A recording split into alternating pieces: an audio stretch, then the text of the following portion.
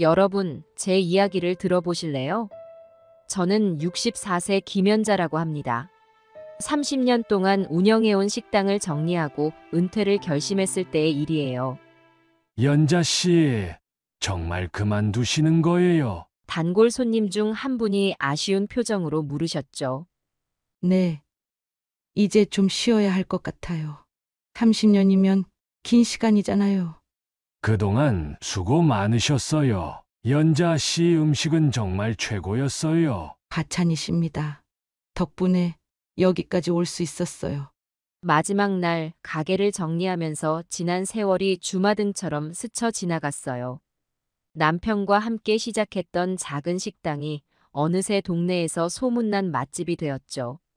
하지만 10년 전 남편이 갑자기 세상을 떠나고 나서부터는 혼자서 가게를 꾸려왔어요. 그 시간 동안 제게 힘이 되어준 건 아들 영수와 딸 영미였죠. 엄마, 이제 좀 쉬세요. 그동안 고생 많으셨어요. 영미가 제 어깨를 토닥이며 말했어요. 그래, 이제 좀 쉬어야겠다. 너희들 키우느라 정신없이 살았더니 어느새 이 나이가 됐네. 식당을 정리하고 집에 돌아와 통장 잔고를 확인했어요. 30년 동안 모은 돈이 15억 원 정도 되더라고요. 집값 10억, 현금 5억. 빚은 없어요. 이 돈을 어떻게 해야 할까? 아들 영수와 딸 영미 생각이 났어요. 영수는 몇 년 전 사업을 시작했다가 실패하고 빚더미에 앉아 있었고, 영미는 평범한 회사원으로 살아가고 있었죠. 두 아이 모두 결혼해서 가정을 꾸리고 있지만 경제적으로 넉넉하지 않다는 걸 알고 있었어요. 엄마, 뭐 걱정되는 일 있으세요? 영미가 제 표정을 살피며 물었어요. 아니, 그냥 너희들 생각하다 보니 그렇네. 저희 걱정은 마세요. 엄마가 편하게 사셨으면 좋겠어요. 영미의 말에 마음이 따뜻해졌지만 한편으로는 더 고민이 깊어졌어요. 이 돈을 어떻게 나누는 게 공평할까? 아니면 전부 자식들에게 주고 저는 국민연금으로 살아갈까? 머릿속이 복잡해지더라고요. 그날 밤 잠을 이루지 못하고 뒤척이다 옛 앨범을 꺼내봤어요. 남편과 함께 찍은 사진, 어릴 적 영수와 영미. 추억에 잠기다 보니 어느새 아침이 됐더라고요. 저는 아들 영수에게 3억 원 상당의 집을 사주기로 했어요. 엄마, 정말이에요? 저희한테 집을 사주신다고요? 영수가 믿기지 않는다는 듯 물었어요. 그래, 너희가 지금 어렵다는 거 알고 있잖아. 이 정도는 해줘야 엄마 마음이 편하지. 엄마, 정말 감사합니다. 이렇게까지 해주시다니. 며느리도 눈물을 글썽이며 고마워했어요. 솔직히 말하면 영수에게 이렇게 큰 돈을 쓰는 게 조금 걱정되기도 했어요. 사업 실패 후 빚더미에 앉아있던 아들이었으니까요. 하지만 제 아들이잖아요. 새 출발을 위해서는 안정된 주거 환경이 필요하다고 생각했죠. 엄마, 근데 영미는요? 영미한테는 아무것도 안 주시는 거예요? 영수의 질문에 저는 잠시 말문이 막혔어요. 아, 그게 영미는 지금 회사 다니면서 잘 살고 있잖아. 너보다는 좀 나은 형편이니까. 그래도 형평성, 영수가 뭔가 더 말하려는 듯 했지만 며느리가 팔꿈치로 슬쩍 찌르더니 말을 끊었어요. 아유, 어머님. 정말 감사합니다. 저희가 열심히 살아서 꼭 은혜 갚을게요. 그렇게 영수 가족에게 새 집을 마련해주고 얼마 지나지 않아 영미가 찾아왔어요. 엄마, 소식 들었어요. 오빠한테 집을 사주셨다면서요? 어머, 벌써 알았니? 네, 오빠가 연락했어요. 영미의 표정이 좋지 않아 보였어요. 무언가 할 말이 있는 듯 망설이는 게 보였죠. 영미야, 너한테는 미안해. 엄마가 나중에. 아니에요, 엄마. 제 걱정은 하지 마세요. 그냥 오빠가 잘 살았으면 좋겠어요. 영미의 말에 마음이 아팠어요. 두 아이 모두에게 공평하게 해주고 싶었지만 현실은 그렇지 못했으니까요. 그래도 엄마, 오빠한테 집 사주시는 건 좀 위험하지 않을까요? 오빠가 또 그걸 담보로 사업한다고 하면 걱정 마. 이번에는 꼭 잘 될 거야. 너도 오빠를 믿어줘. 영미는 걱정스러운 표정을 감추지 못했지만 더 이상 아무 말도 하지 않았어요.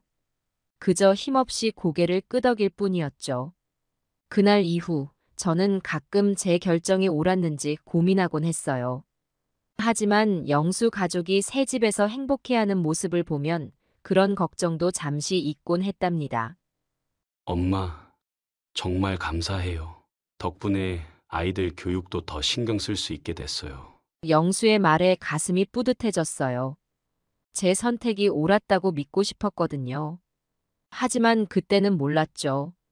이 결정이 앞으로 제 인생을 어떻게 뒤흔들게 될지. 여러분, 세상에 공짜는 없다고들 하죠. 제 경우엔 아들에게 준 선물이 오히려 독이 되어 돌아왔어요. 영수에게 집을 사준 지 얼마 지나지 않아 일이 벌어졌어요. 어느 날 손주들이 보고 싶어서 영수네 집에 갔죠. 영수야, 나왔어. 초인종을 누르고 기다렸는데 대답이 없더라고요. 이상하다 싶어서 다시 한번 눌렀죠. 영수야, 집에 없니? 그때 문이 벌컥 열렸어요. 영수가 짜증난 표정으로 저를 쳐다보는 거예요. 엄마, 왜 오셨어요? 미리 연락도 없이. 아, 그냥 손주들 보고 싶어서. 애들 학원 갔어요. 다음에 오세요. 말도 끝나기 전에 문을 닫아버리더라고요. 멍하니 서 있다가 발걸음을 돌렸죠. 집으로 돌아오는 길 가슴이 먹먹했어요. 내가 뭘 잘못했나? 그 후로 영수의 태도가 점점 더 차가워졌어요. 전화를 해도 잘 받지 않고 만나자고 해도 바쁘다며 거절하곤 했죠. 어느 날은 용기를 내서 다시 찾아갔어요. 이번엔 미리 연락도 했고요. 영수야, 엄마 왔다. 문을 열고 나온 영수의 표정이 좋지 않았어요. 엄마, 왜 자꾸 오세요? 우리 가족만의 시간을 갖고 싶다고 했잖아요. 그래도 난 네 엄마고 애들 할머니인데. 우리도 삶이 있어요. 영수의 말에 가슴이 찢어지는 것 같았어요. 내가 낳고 키운 아들인데 이렇게 차갑게 대하다니. 알겠다. 엄마가 너무 참견했구나. 미안하다. 발걸음을 돌리는데 영수가 한마디 더 했어요. 앞으로 근처도 오지 마세요. 연락도 하지 말고요. 그 말을 듣는 순간 온몸에 힘이 빠졌어요. 겨우 걸음을 옮겨 집으로 돌아왔죠. 대체 왜 이러는 걸까? 밤새 잠을 이루지 못하고 고민했어요. 혹시 내가 너무 간섭했나? 아니면 영수에게 무언가 문제가 생긴 걸까? 다음 날 영미에게 전화를 걸었어요.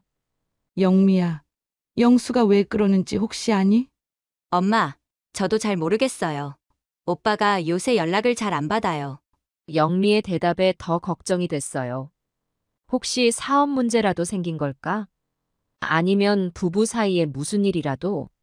엄마, 제가 한번 알아볼게요. 너무 걱정하지 마세요. 영미의 위로에 조금은 마음이 놓였지만 여전히 불안했어요. 며칠 후 영미에게서 전화가 왔어요. 엄마, 오빠가 노름에 빠졌대요. 그 말을 듣는 순간 온 세상이 무너지는 것 같았어요. 제가 사준 집을 담보로 대출을 받아 노름을 했다는 거예요. 어쩌면 좋아. 내가 이러려고 집을 사줬나? 한동안 아무것도 할 수 없었어요. 그저 멍하니 앉아 있었죠. 그러다 문득 생각이 들었어요. 그래도 내 아들이야. 도와줘야 해. 다시 영수에게 연락했어요. 하지만 돌아온 건 차가운 목소리뿐이었죠. 엄마, 제발 우리 일에 끼어들지 마세요. 제가 알아서 할게요. 그 말을 끝으로 영수는 전화를 끊어버렸어요.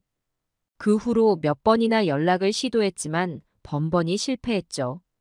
이웃들이 걱정스러운 눈으로 물어보곤 했어요. 연자 씨, 아들 소식은 들었어요? 괜찮아요. 시간이 지나면 나아질 거예요. 그렇게 말하면서도 마음속으로는 눈물이 흘렀어요. 내가 사랑으로 한 일이 어쩌다 이렇게 됐을까? 하지만 저는 포기하지 않았어요. 언젠가는 영수가 돌아올 거라고, 우리 가족이 다시 행복해질 거라고 믿었죠. 그게 제가 할 수 있는 유일한 일이었으니까요. 하지만 시간이 흘러도 영수의 행동은 나아지지 않았어요. 오히려 점점 더 심해졌죠. 어느 날 저는 다시 한번 영수의 집을 찾아갔어요. 영수야, 문 좀 열어줘. 한참을 기다려도 대답이 없었어요. 그때 옆집 아주머니가 나오셨죠. 아이고, 김 씨, 또 오셨어요? 아들네 집에 한참 전에 들어갔던데. 그래요? 그럼 집에 있는데 문을 안 여는 건가? 가슴이 찢어지는 것 같았어요. 내 아들이, 내가 낳고 키운 아들이 이럴 줄은 꿈에도 몰랐죠. 그때 갑자기 문이 벌컥 열렸어요. 영수가 화난 얼굴로 나왔죠. 엄마, 왜 자꾸 와요? 오지 말라고 했잖아요. 영수야, 무슨 일 있어? 필요 없어요. 우리 가족 일에 끼어들지 마세요. 영수가 소리를 지르자 손주들이 놀라 울음을 터뜨렸어요. 그 모습을 보니 가슴이 아팠죠. 영수야, 진정해. 애들이 놀라잖아. 그러니까 제발 오지 말라고요. 가세요. 지금 당장. 영수가 저를 밀치며 소리쳤어요. 그 바람에 비틀거리다 넘어질 뻔했죠. 옆집 아주머니가 놀라 달려와 저를 부축해 주셨어요. 아이고, 김 씨, 괜찮으세요? 영수 씨, 어떻게 어머니한테 이럴 수가 있어요? 하지만 영수는 아랑곳하지 않고 문을 쾅 닫아버렸어요. 저는 그 자리에 망연자실 서 있었죠. 김 씨, 들어가세요. 차라도 한 잔 드시고 가요. 옆집 아주머니의 따뜻한 말에 겨우 정신을 차렸어요. 그분 집에서 차를 마시며 한참을 울었죠. 세상에, 어떻게 자식이 부모한테 저럴 수가 있어요? 김 씨가 얼마나 고생해서 키웠는데. 이웃들의 위로가 고마우면서도 한편으로는 부끄러웠어요. 내 아들의 행동 때문에 이렇게 동정을 받다니. 그날 이후로 동네 사람들 사이에서 영수의 소문이 퍼졌어요. 모두들 영수를 비난하고 절 동정했죠. 연자 씨, 힘내세요. 언젠가는 아들이 잘못을 깨닫고 돌아올 거예요. 그래도 자식인데 포기하면 안 돼요. 계속 사랑으로 대해주세요. 이웃들의 격려에 힘을 얻으면서도 한편으로는 마음이 아팠어요. 내 아들이 이렇게 손가락질 받는 것이 싫었거든요. 근데 너무 억울했어요. 집 사줬는데 집 받자마자 저러니까요. 저는 변호사를 찾아가 상담을 받아봤어요. 증여한 재산을 되찾을 방법을 물어봤는데 시간이 꽤 오래 걸린다고 하더라고요. 법적 절차가 복잡하고 길다는 거였죠. 몇 년은 걸릴 수 있습니다. 그동안 인내심을 가지셔야 해요. 변호사의 말에 눈앞이 캄캄해졌어요. 그동안 저는 계속 고통받겠죠. 매일 밤 아들 생각에 잠 못 이루고 거리에서 아들과 비슷한 사람만 봐도 가슴이 덜컥할 거예요. 이웃들의 수군거림도 견뎌내야 하고.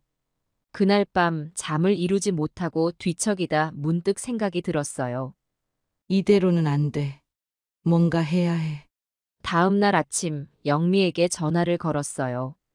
영미야, 시간 되면 좀 와줄래?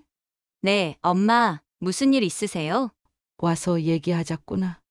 영미가 도착하자 저는 깊은 숨을 내쉬고 말을 꺼냈어요. 영미야, 엄마가 결심한 게 있어. 네, 무슨 결심이요? 너한테 현금 3억을 주려고 해. 영미의 눈이 동그래졌어요. 엄마, 무슨 말씀이세요? 저는 괜찮아요. 아니, 이건 너의 몫이야. 영수한테 집을 줬으니 너한텐 이걸 줘야 공평하지. 하지만 엄마, 들어봐, 영미야. 엄마가 이번 일을 겪으면서 많이 배웠어. 재산 문제는 명확히 해둬야 한다는 걸. 영미는 한동안 말없이 저를 바라봤어요. 그러더니 천천히 고개를 끄덕였죠. 알겠어요, 엄마. 하지만 전 이 돈이 필요 없어요. 엄마, 노후를 위해서요. 그건 걱정 마. 엄마는 아직 이 집이 있잖니. 그리고 저는 서랍에서 종이 한 장을 꺼냈어요. 이건 유언장이야. 이 집은 엄마가 죽으면 너가 갖게 될 거야. 엄마, 왜 갑자기 이런 얘기를 해요? 미리 준비해 두는 거야. 오빠 일을 겪고 나니 이런 게 얼마나 중요한지 알겠더라. 영미의 눈에 눈물이 고였어요. 저도 눈시울이 붉어졌죠. 엄마, 저는 이런 거 필요 없어요. 그냥 엄마가 오래오래 건강하셨으면 좋겠어요. 그래, 엄마도 그러고 싶어. 하지만 만약의 경우를 대비해야지. 그렇게 우리는 오랜 시간 이야기를 나눴어요. 영미는 처음엔 거절했지만 결국 제 뜻을 받아들였죠. 영미가 돌아간 후 저는 한동안 창밖을 바라봤어요. 가슴이 먹먹했지만 한편으론 후련한 기분도 들었죠. 그날 밤 오랜만에 편히 잠들 수 있었어요. 비록 영수 문제는 아직 해결되지 않았지만 적어도 영미의 미래는 보장해줬다는 생각에 마음이 놓였거든요. 다음 날 저는 은행에 가서 영미 앞으로 3억 원을 이체했어요. 며칠 후 갑자기 현관벨이 울렸어요. 누구세요? 엄마, 저예요. 영수. 문을 열자 영수가 성큼 들어왔어요. 엄마, 이게 무슨 짓이에요? 집을 영미한테 준다고요? 영수의 눈빛이 매서웠어요. 그건 엄마가 결정할 일이야. 너가 상관할 바 아니지. 말도 안 돼요. 제가 아들이에요. 당연히 제가 받아야죠. 영수가 소리를 지르며 거실 물건들을 던지기 시작했어요. 화분이 깨지고 액자가 바닥에 떨어졌죠. 영수야, 그만해. 제 외침에도 영수는 멈추지 않았어요. 계속해서 물건을 부수고 소리를 질렀죠. 그러다 갑자기 영수의 태도가 돌변했어요. 무릎을 꿇고 제 손을 잡더니 눈물을 흘리기 시작했죠. 엄마, 제발 용서해 주세요.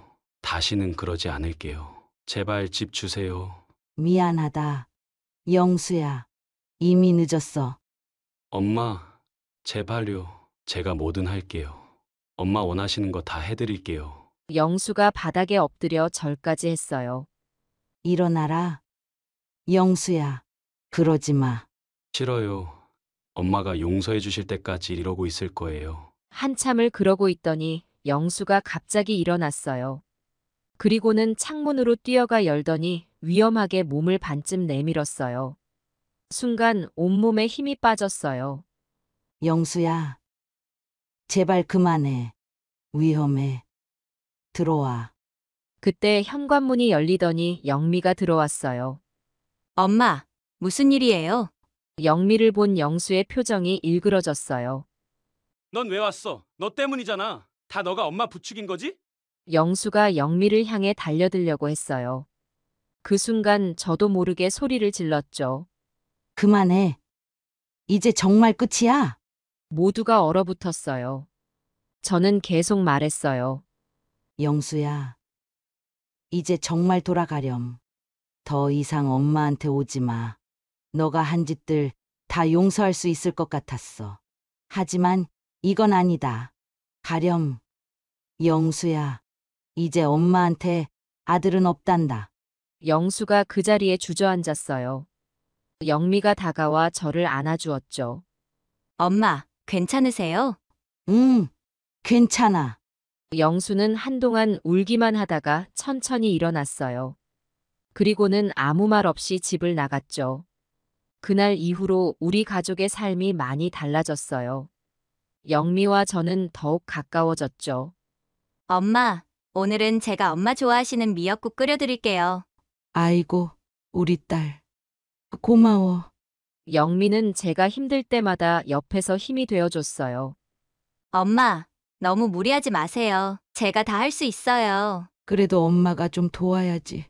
이렇게 서로 의지하면서 지내다 보니 영수 없이도 행복할 수 있다는 걸 깨달았어요. 하지만 가끔 문득 영수 생각이 나곤 해요. 명절이나 제사 때면 더욱 그렇죠. 영미야, 영수는 잘 지내고 있을까? 엄마, 걱정하지 마세요. 오빠도 자기 삶 살고 있을 거예요. 영수와는 완전히 연을 끊었어요. 처음엔 가슴이 아팠지만 이제는 그게 우리 모두를 위한 최선의 선택이었다고 믿어요. 여러분, 제 이야기를 들어주셔서 고마워요. 이런 말씀 드리는 게 맞는지 모르겠지만 저는 후회하지 않아요. 물론 영수를 잃은 건 정말 가슴 아픈 일이에요. 하지만 그 일을 통해 제가 얼마나 강한 사람인지 알게 됐죠. 그리고 영미와의 관계가 더욱 돈독해졌고요. 삶이란 게 참 예측 불가능하더라고요. 우리가 아무리 계획을 세워도 때론 예상치 못한 일이 벌어지죠. 하지만 그럴 때마다 우리는 선택을 해야 해요. 저는 제 선택이 옳았다고 믿어요. 비록 아들은 잃었지만 제 삶의 주도권을 되찾았으니까요. 여러분도 힘든 일이 있더라도 포기하지 마세요. 언제나 희망은 있어요. 그리고 때로는 단호해지는 것도 필요해요. 지금 이 순간에도 누군가는 저와 비슷한 고민을 하고 있겠죠? 그분들에게 말씀드리고 싶어요. 자식이라고 해서 무조건 참아주는 건 오히려 독이 될 수 있어요. 여러분의 노후와 행복도 소중합니다. 아들이든 딸이든 여러분을 이용하려 한다면 단호히 거절하세요. 그것이 결국 모두를 위한 길이 될 거예요. 제 선택이 그랬듯이 여러분의 용기 있는 결정이 새로운 시작이 될 수 있어요. 힘내세요, 여러분. 여러분은 충분히 강합니다. 제 이름은 김현숙입니다. 올해로 66살이 되었습니다. 지금 이 이야기를 시작하려니 만감이 교차합니다. 제 인생이 이렇게 될 줄 누가 알았을까요? 저는 평범한 시골 마을에서 태어났습니다. 부모님은 농사를 지으셨고 저는 세 자매 중 막내로 자랐어요. 어릴 적엔 꿈이 많았습니다. 서울로 가서 멋진 직장을 갖고 싶었죠. 그래서 열심히 공부했어요. 부모님의 기대를 한 몸에 받으며 고등학교를 졸업하고 서울로 올라왔습니다. 서울 생활은 쉽지 않았어요. 낮에는 회사에 다니고 밤에는 야간 대학을 다녔죠. 그렇게 4년이 흘렀을 때 지금의 남편을 만났습니다. 남편은 제가 일하던 회사의 과장이었어요. 키가 크고 듬직한 모습에 첫눈에 반했죠. 우리는 연애 6개월 만에 결혼했습니다. 주변에서는 너무 성급하다고 말렸지만 저희는 서로를 믿었어요. 결혼 초에는 정말 행복했습니다. 남편은 자상했고 저도 열심히 내조했어요. 2년 후 우리의 아들 민철이가 태어났죠. 민철이는 우리의 전부였습니다. 첫 걸음마를 뗐을 때, 첫 말을 했을 때 그때의 기쁨이란 아직도 생생합니다. 남편과 저는 민철이를 위해 더 열심히 살았어요. 언젠가는 큰 집으로 이사 가고 민철이에게 좋은 교육을 시키자는 꿈을 꾸었죠. 하지만 인생이란 게 뜻대로 되지 않나 봅니다. 민철이가 초등학교에 입학하던 해 남편이 큰 교통사고를 당했어요. 3개월 동안 중환자실에서 사투를 벌이다 결국 하늘나라로 갔습니다. 세상이 무너지는 것 같았어요. 하루아침에 미망인이 되고 혼자서 어린 아들을 키워야 한다는 현실이 너무나 버거웠습니다. 하지만 울고만 있을 순 없었어요. 민철이를 위해서라도 강해져야 했습니다. 직장을 다니면서 민철이를 키우는 게 쉽지는 않았어요. 출근 전에 아침을 챙겨주고 퇴근 후에는 숙제를 봐주고 주말에는 빨래와 청소로 하루가 다 갔죠. 그래도 민철이가 잘 자라는 모습을 보면 힘이 났습니다. 엄마, 나 오늘 칭찬 스티커 받았어. 우와, 우리 아들 정말 잘했구나. 엄마가 자랑스러워. 이런 대화를 나눌 때면 모든 고단함이 눈 녹듯 사라졌어요. 민철이는 제게 삶의 이유였고 전부였습니다. 그 애 하나 믿고 살았다고 해도 과언이 아니에요. 하지만 세월이 흐르면서 민철이가 조금씩 변하기 시작했습니다. 처음에는 사춘기려니 했어요. 모든 아이가 다 그러려니 그렇게 생각했죠.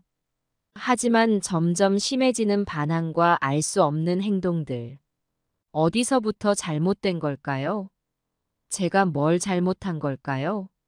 지금 이 이야기를 하는 제 마음은 아직도 복잡합니다. 한편으로는 제 아들을 이렇게 세상에 알리는 게 맞나 싶기도 하고, 또 한편으로는 저와 비슷한 처지의 부모들에게 작은 위로와 용기가 되었으면 하는 마음도 있어요. 이제부터 제가 들려드릴 이야기는 제 인생에서 가장 힘들고 고통스러웠던 시간들입니다. 하지만 동시에 가장 큰 깨달음을 얻은 시간이기도 해요. 부디 여러분도 제 이야기를 통해 무언가를 느끼고 배워가셨으면 좋겠습니다. 민철이의 어린 시절을 떠올리면 아직도 입가에 미소가 지어집니다. 초등학교 때만 하더라도 민철이는 밝고 건강한 아이였어요.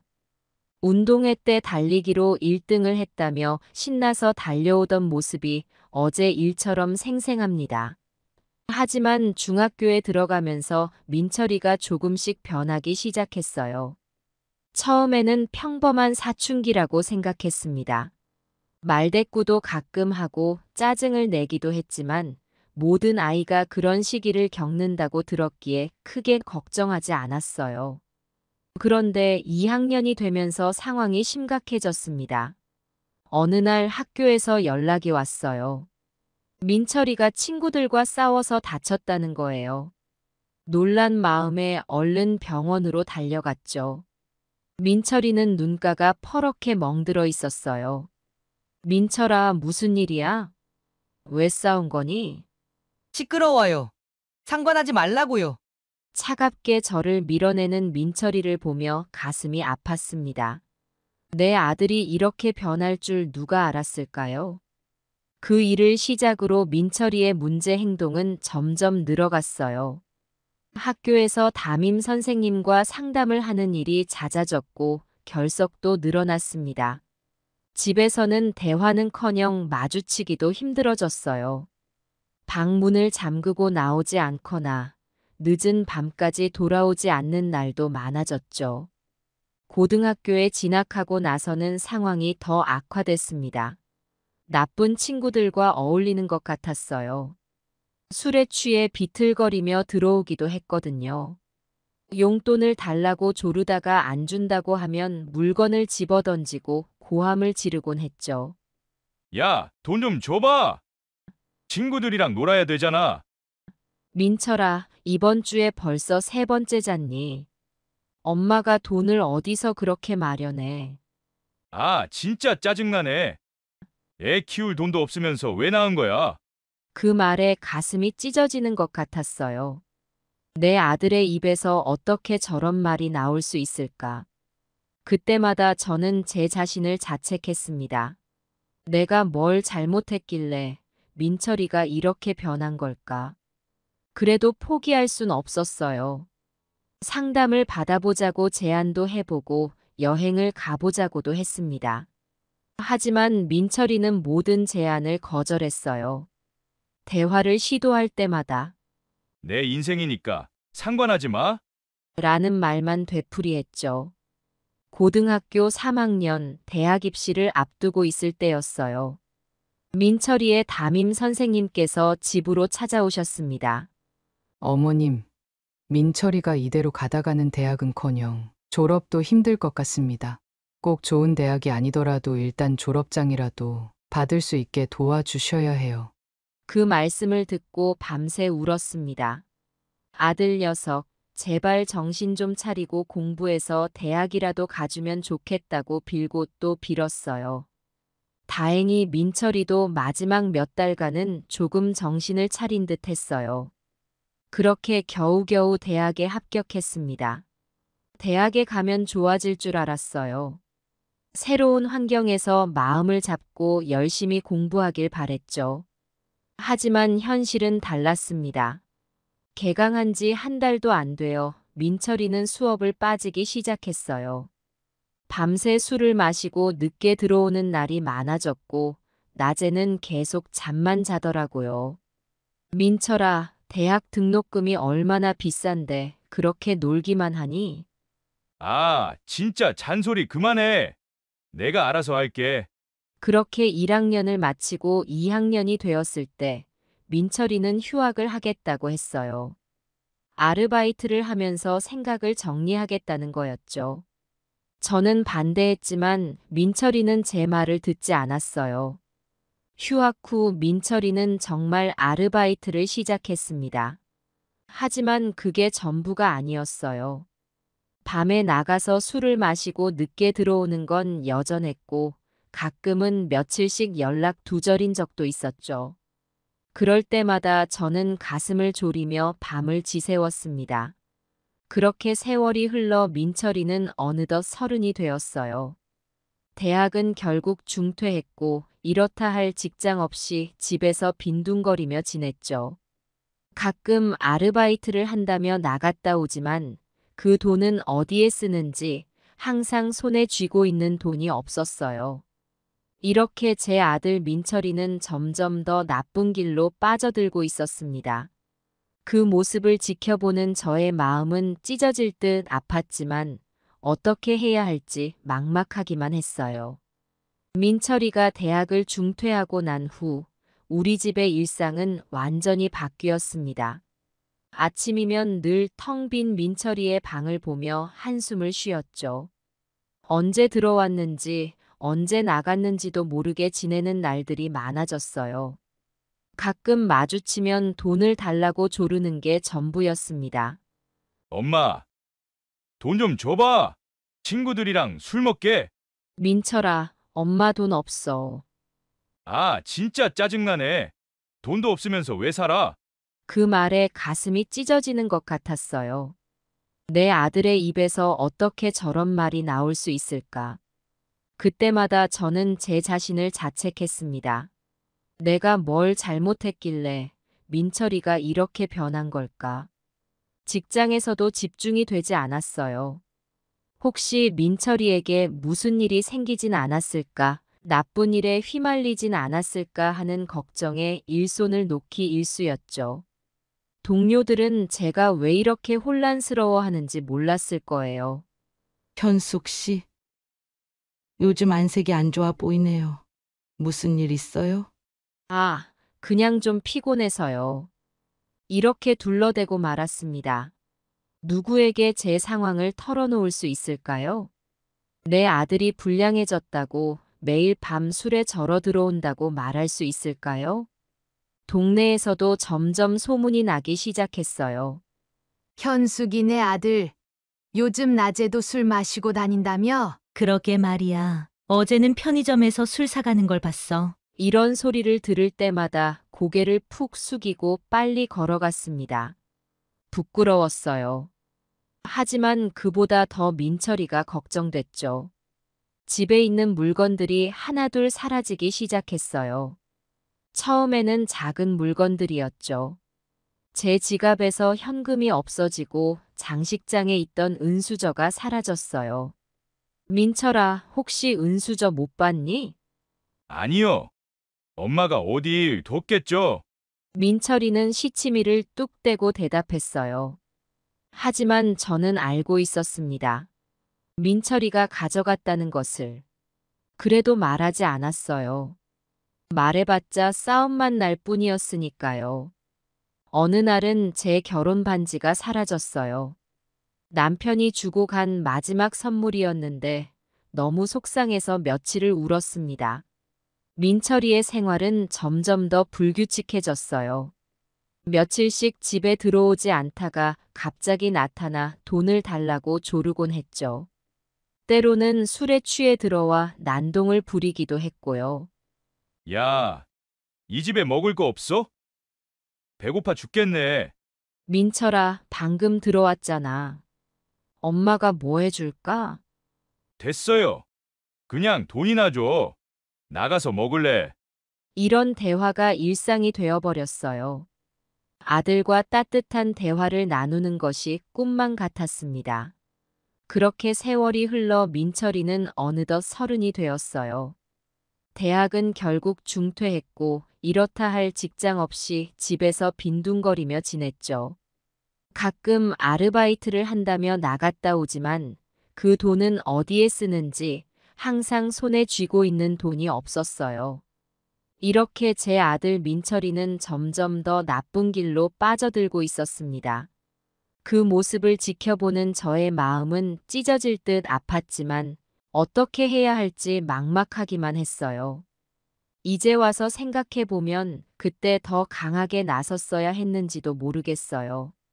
하지만 그땐 정말 어찌해야 할지 몰랐습니다.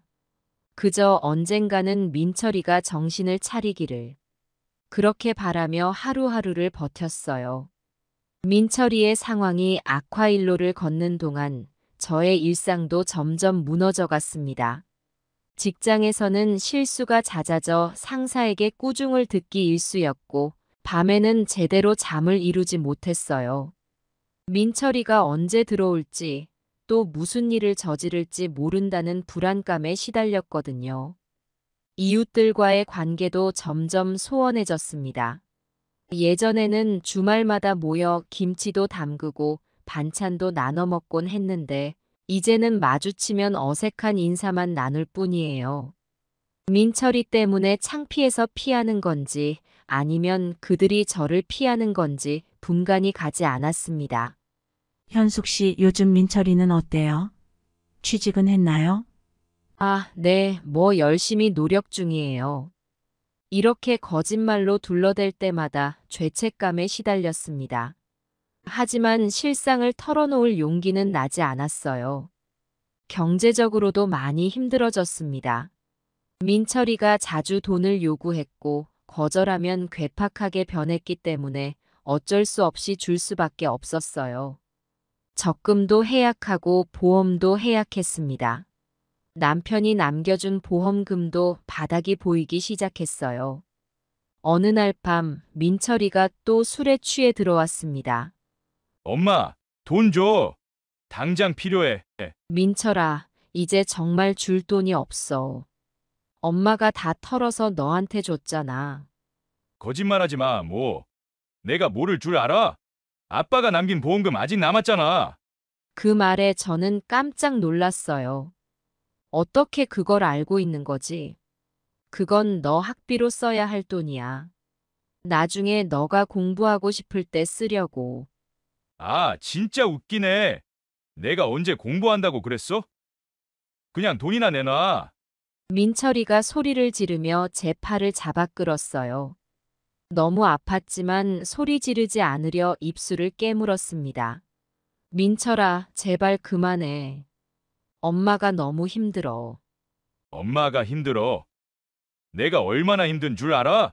돈도 없고, 가진 것도 없고, 이렇게 살바해야 차라리. 민철이의 말끝이 흐려졌어요. 그의 눈에 눈물이 고이는 걸 봤습니다. 순간 가슴이 찢어지는 것 같았어요. 내 아들이 이렇게 힘들어하고 있었는데 난 그저 돈 문제로만 걱정하고 있었던 걸까? 미안해, 민철아. 엄마가 미안해.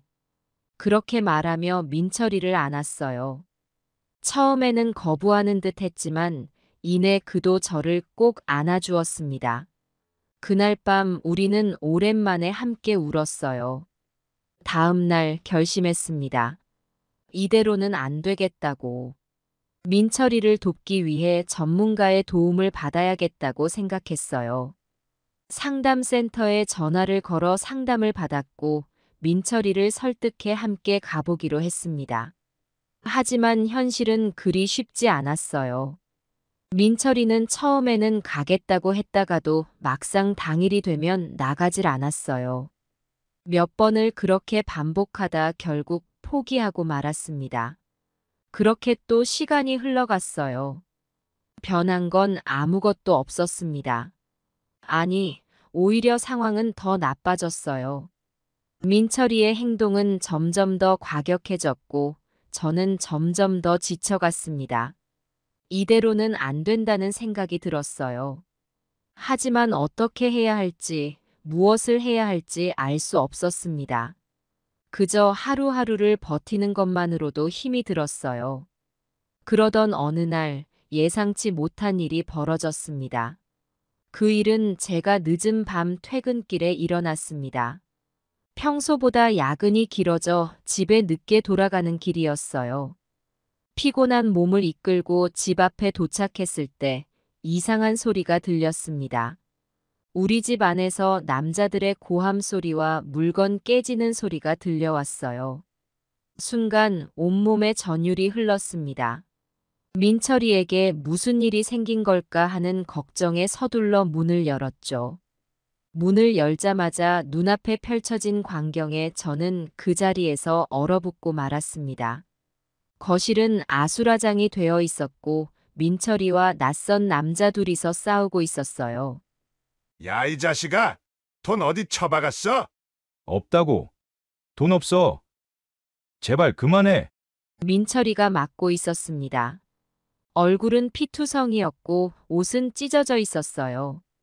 그 모습을 보자 모든 이성이 날아갔습니다. 민철아!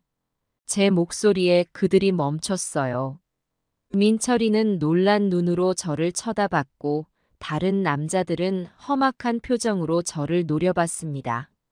아줌마가 민철이 엄마야? 이 자식이 우리 돈을 떼먹었어. 어떻게 할 거야? 그제서야 상황이 파악됐습니다. 민철이가 이 사람들에게 빚을 진 모양이었어요. 그동안 제가 준 돈으로는 모자랐던 걸까요? 죄송합니다. 제가 아들 대신 사과드립니다. 얼마를 갚아야 하나요?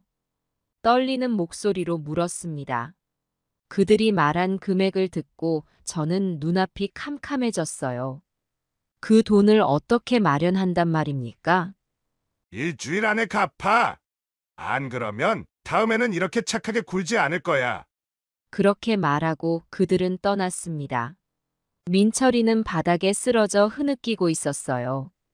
민철아, 괜찮니? 어디 다친 데는 없어. 민철이를 일으켜 세우려 했지만 그는 저를 밀쳐냈습니다. 가만히 있어요. 이게 다 엄마 때문이야. 왜 이렇게 일찍 들어와서는. 그 말에 저는 할 말을 잃었어요. 내 아들이 이렇게까지 변해버렸다니. 그 순간 무언가가 확 깨닫는 기분이었습니다. 이대로는 안 된다. 뭔가 달라져야 한다. 민철아, 우리 이제 어떡하면 좋을까? 제 물음에 민철이는 대답하지 않았어요. 그저 고개를 푹 숙인 채 흐느낄 뿐이었습니다. 그날 밤 저는 밤새 고민했어요. 어떻게 해야 이 상황을 바꿀 수 있을지, 어떻게 해야 민철이를 구할 수 있을지. 그러던 어느 날 낯선 남자가 우리 집을 찾아왔습니다. 문을 열자마자 느껴지는 위압감에 저는 뒷걸음질 쳤어요. 아줌마, 민철이 있어요? 그 남자도 민철이만큼이나 험상궂게 생겼더라고요. 문신이 있는 팔뚝, 날카로운 눈빛. 보는 순간 등골이 오싹했습니다. 옷차림은 깔끔했지만 어딘가 모르게 위험한 분위기가 풍겼어요. 민철이가 지금 없는데 누구신지 여쭤봐도 될까요? 제 목소리가 떨리는 게 느껴졌어요. 그 남자는 잠시 저를 위아래로 훑어보더니 씩 웃었습니다. 아, 전 민철이 친구예요. 나중에 다시 올게요. 그렇게 말하고 그 남자는 가버렸어요. 하지만 그의 뒷모습을 보며 저는 왠지 모를 불안감에 휩싸였습니다. 민철이가 대체 어떤 사람들과 어울리고 있는 걸까? 불안한 마음에 민철이에게 전화를 걸었지만 받지 않았습니다. 몇 번이고 다시 걸어봤지만 계속 받지 않더라고요. 밤늦게 들어온 민철이에게 물어봤죠. 아까 너 친구라는 사람이 왔었어. 누구니? 민철이는 잠시 굳은 표정을 지었다가 이내 무심한 듯 대답했어요. 아, 그냥 아는 형이야. 신경 쓰지 마. 하지만 민철아, 그 사람 좀 위험해 보이던데. 에이, 엄마는 사람을 보는 눈이 없네. 그냥 좀 세파에 찌들어서 그렇게 보이는 거야. 정말 괜찮은 형이라고요. 민철이는 대수롭지 않다는 듯이 말했지만 저는 여전히 불안했어요. 그날 밤 잠자리에 누워서도 그 남자의 모습이 자꾸 떠올랐습니다. 그 후로도 그 남자는 종종 우리 집에 찾아왔습니다. 매번 민철이를 찾았고 민철이가 집에 없으면 금세 사라졌어요. 가끔은 민철이와 함께 나가기도 했고 때로는 다른 남자들과 함께 오기도 했죠. 그럴 때마다 저는 불안해졌어요. 민철이가 도대체 무슨 일을 하고 다니는 걸까? 물어보고 싶었지만 물어볼 때마다 민철이는 짜증을 내며 대답을 회피했거든요. 엄마, 궁금해하지 마. 내가 알아서 할게. 이런 말만 되풀이할 뿐이었죠. 어느 날 그 남자가 또 찾아왔을 때 민철이가 집에 있었어요. 둘은 민철이 방으로 들어가 한참을 이야기를 나눴습니다. 문 밖에서 들리는 말소리에 귀를 기울여 봤지만 무슨 말을 하는지 알아들을 수 없었어요. 가끔 고함 소리가 들리는 것 같기도 했고 웃음소리가 들리는 것 같기도 했어요. 1시간쯤 지나 그 남자가 나갔을 때 저는 민철이에게 물었습니다. 민철아, 그 사람이랑 무슨 일이 있는 거니? 민철이는 잠시 망설이는 듯 하더니 대답했어요. 아, 별거 아니야. 그냥 사업 얘기 좀 했어. 사업? 너 무슨 사업을 한다고? 제 목소리에 걱정이 묻어났나 봐요. 민철이의 표정이 순간 굳어졌어요. 아이, 엄마는 몰라도 돼. 내가 알아서 할게. 그 말을 끝으로 민철이는 방문을 쾅 닫아버렸어요. 그날 밤 저는 잠을 이루지 못했습니다. 민철이가 무슨 일에 휘말린 건 아닐까, 혹시 나쁜 일을 하고 있는 건 아닐까 하는 걱정이 끊이지 않았어요. 늦은 새벽에야 겨우 잠이 들었는데 눈을 뜨자마자 또다시 그 걱정이 밀려왔죠. 아침 식사 때 민철이에게 다시 물어보려 했지만 민철이는 아침 일찍 나가버렸어요. 전화를 걸어도 받지 않았고 문자를 보내도 답장이 오지 않았습니다. 그날 하루 종일 일에 집중할 수가 없었어요. 자꾸만 민철이 생각이 났고 그 낯선 남자의 모습도 계속 떠올랐습니다. 동료들이 제 안색이 안 좋다며 걱정했지만 저는 그저 웃으며 넘겼어요. 누구에게 이런 걱정을 털어놓을 수 있겠어요. 퇴근 후 집에 돌아왔을 때 민철이는 여전히 집에 없었습니다. 밤이 깊어가도 돌아오지 않았어요. 한밤중이 되어서야 겨우 민철이가 들어왔는데 술에 취해 비틀거리고 있었죠. 민철아, 어디 갔다 왔어? 왜 이렇게 늦게 들어와? 아, 진짜 귀찮게 왜 이래? 술 좀 먹었으면 어때?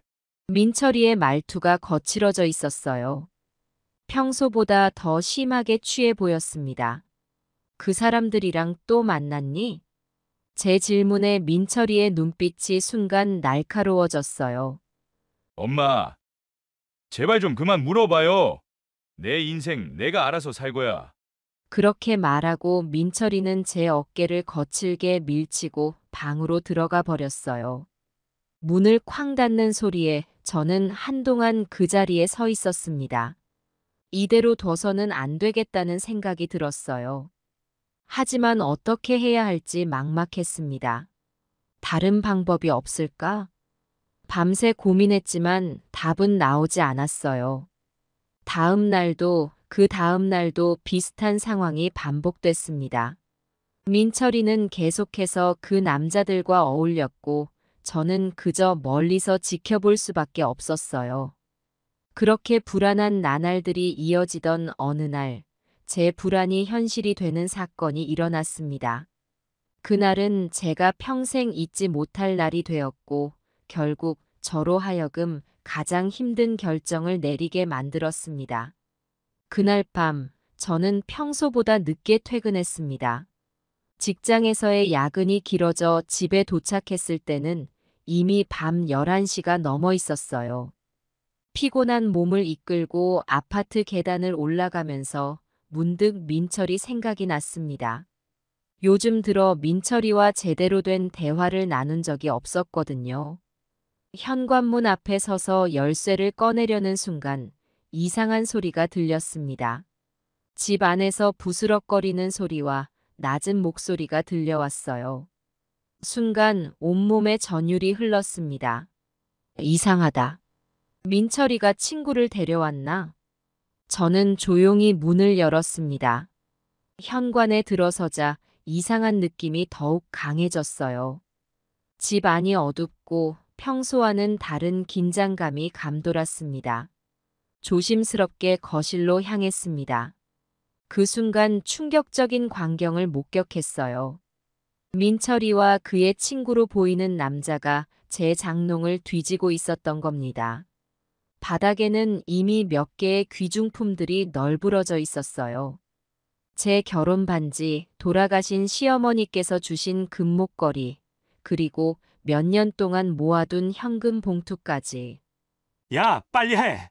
금반지 어디 있대? 잠깐만. 분명 여기 있었는데. 민철이의 목소리였어요. 제 아들이 그것도 친구와 함께 우리 집을 털고 있었던 겁니다. 그 순간 머릿속이 하얘졌어요.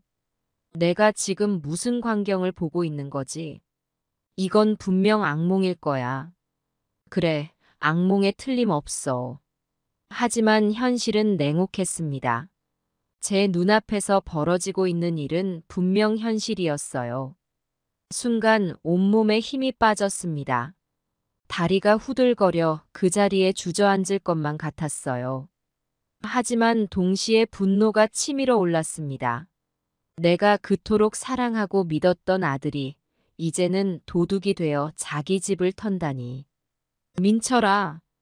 제 목소리에 둘 다 화들짝 놀라 뒤를 돌아봤어요. 민철이의 얼굴이 순식간에 창백해졌습니다. 그의 친구는 재빨리 창문 쪽으로 달려갔어요. 거기서 제 고함에 그 친구도 멈춰 섰습니다. 방 안의 공기가 순식간에 얼어붙은 것 같았어요. 도대체 무슨 짓이야? 민철아, 너가 우리 집을 털다니. 눈물이 왈칵 쏟아졌습니다. 분노, 실망, 슬픔이 한꺼번에 밀려왔어요. 민철이는 고개를 푹 숙인 채 아무 말도 하지 않았어요. 그의 어깨가 떨리는 걸 보니 울고 있는 것 같았습니다. 아줌마, 오해예요. 우리는 그저... 민철이 친구가 변명을 하려 했지만 제가 손을 들어 제지했습니다. 더 이상 변명하지 마. 난 이제 아들을 못 믿겠어. 떨리는 손으로 전화기를 들었습니다. 민철이가 놀란 눈으로 저를 바라보았어요. 엄마, 제발 그러지 마. 다시는 이러지 않을게. 민철이의 목소리가 흐느낌 섞인 애원으로 바뀌었습니다. 그 모습을 보니 가슴이 찢어지는 것 같았어요. 하지만 저는 더 이상 물러설 수 없었습니다. 이것이 민철이를 바로잡을 유일한 방법이라고 믿었기 때문이에요. 여보세요? 경찰서죠? 저희 집에 도둑이 들었어요. 전화를 거는 내내 손이 떨렸습니다. 민철이의 얼굴에서 핏기가 가셨어요. 그의 친구는 다시 한번 도망가려 했지만 제가 막아섰습니다. 네, 맞아요. 제 아들과 그의 친구예요. 빨리 와주세요. 전화를 끊고 나서 저는 그 자리에 주저앉아 울었습니다. 민철이도 울면서 제게 매달렸어요. 엄마, 미안해. 정말 미안해. 제발 용서해 주세요. 다시는 이러지 않을게. 민철이의 말에 가슴이 찢어지는 것 같았습니다. 하지만 이미 돌이킬 수 없었어요. 이것이 민철이를 위한 것이라고, 그를 올바른 길로 인도할 유일한 방법이라고 믿었습니다. 민철아, 엄마도 너무 힘들다. 하지만 이건 너를 위해서야. 너가 바른 길로 가기를 바라는 엄마의 마음이야. 그렇게 말하면서도 눈물이 멈추지 않았습니다. 민철이는 계속해서 용서를 빌었고 그의 친구는 구석에 웅크리고 앉아 있었어요. 얼마 후 경찰이 도착했습니다. 문을 두드리는 소리에 우리 모두 흠칫 놀랐어요. 경찰관들이 들어오자 민철이는 더욱 겁에 질린 표정을 지었습니다. 어머니, 신고하신 분이십니까? 네, 제가 신고했어요. 떨리는 목소리로 대답했습니다. 경찰관들은 상황을 파악한 후 민철이와 그의 친구에게 수갑을 채웠어요. 그 모습을 보는 순간 제 다리에 힘이 풀렸습니다. 엄마! 민철이가 울면서 저를 불렀지만 저는 아무 말도 할 수 없었어요. 그저 눈물만 흘렸습니다. 경찰관들이 민철이와 그의 친구를 데리고 나갈 때 저는 그 자리에 주저앉아 엉엉 울었습니다. 한 경찰관이 다가와 위로의 말을 건넸지만 제 귀에는 들리지 않았어요. 저도 따라 경찰서로 향했습니다. 경찰서에 도착한 후 저는 긴 시간 동안 조사를 받았습니다. 사건의 경위부터 민철이의 평소 행동까지 모든 것을 자세히 물어보더군요. 가슴이 아팠지만 있는 그대로 말씀드렸습니다. 김현숙 씨, 아드님의 행동에 대해 전혀 몰랐습니까? 형사님의 질문에 저는 고개를 숙였습니다. 죄송합니다. 제가 너무 모르고 있었나 봐요. 그때 다른 형사님이 들어와 무언가를 속삭였습니다. 그 말을 들은 조사 담당 형사의 표정이 굳어졌어요. 김현숙 씨, 죄송하지만 좋지 않은 소식을 전해야 할 것 같습니다. 순간 가슴이 덜컥 내려앉았습니다. 무슨 일인가요? 아드님, 김민철 씨에게는 이미 전과가 있습니다. 작년에 절도로 집행유예 판결을 받았더군요. 그 말을 듣는 순간 온 세상이 무너지는 것 같았습니다. 내 아들에 대해 이렇게나 모르고 있었다니 눈앞이 캄캄해지고 숨이 막혀왔어요. 그럴 리가 없어요. 제 아들이 어떻게... 형사님은 동정 어린 눈빛으로 저를 바라보았습니다. 많이 놀라셨겠어요. 하지만 이번 일로 아드님이 올바른 길로 갈 수 있는 기회가 될 수도 있습니다. 그 말에 고개를 들었습니다. 그래요. 이번 기회에 민철이가 정말 바뀔 수 있을지도 몰라요. 이후 민철이와 대면할 수 있었습니다. 철창 너머로 본 아들의 모습은 제가 알던 민철이가 아니었어요. 헬쑥한 얼굴, 공허한 눈빛. 그 모습을 보는 순간 가슴이 찢어지는 것 같았습니다. 민철아. 엄마, 이해하네. 민철이의 목소리가 떨렸습니다. 눈물을 참으려 애쓰는 모습이 보였어요. 왜 그랬어? 엄마한테 말했으면 어떻게든. 말할 수 없었어. 엄마가 실망할까봐. 그리고 이미 너무 늦어버렸어. 민철이의 말에 가슴이 아팠습니다. 내 아들이 이렇게 고통받고 있었는데 난 전혀 몰랐던 거예요. 엄마가 미안해. 너가 이렇게 힘들어하는 줄 몰랐어. 아니야. 엄마, 잘못 아니야. 다 내가 잘못한 거야. 우리는 한동안 말없이 서로를 바라보았습니다. 철창 너머로 손을 뻗어 민철이의 손을 잡았어요. 차가운 그의 손을 느끼며 이제부터라도 민철이를 제대로 이해하고 도와야겠다고 다짐했습니다. 민철아, 이제부터 우리 함께 힘을 모아 이 상황을 극복해보자. 엄마가 꼭 너의 곁에 있을게. 민철이는 고개를 끄덕이며 눈물을 흘렸습니다. 그 모습을 보며 저 역시 눈물을 참을 수 없었어요. 경찰서를 나오고 집에 돌아온 저는 한숨도 못 잤습니다. 아들을 걱정하는 마음, 그리고 제 선택에 대한 갈등으로 뜬 눈으로 밤을 지새웠어요. 하지만 이것이 끝이 아니라는 것을 알았습니다. 이제부터가 진짜 시작이었어요. 민철이를 올바른 길로 인도하기 위해 저 역시 변해야 했습니다. 더 강해지고 더 현명해져야 했어요. 그렇게 저는 새로운 다짐을 했습니다. 아들을 위해, 그리고 우리 가족을 위해 끝까지 포기하지 않겠다고. 비록 지금은 힘들고 고통스럽지만 언젠가는 이 선택이 옳았다는 것을 민철이도 알게 될 거라고 믿었습니다. 재판 당일 법원으로 향하는 발걸음이 무거웠습니다. 법정에 들어서자 민철이가 피고인석에 앉아있는 모습이 보였어요.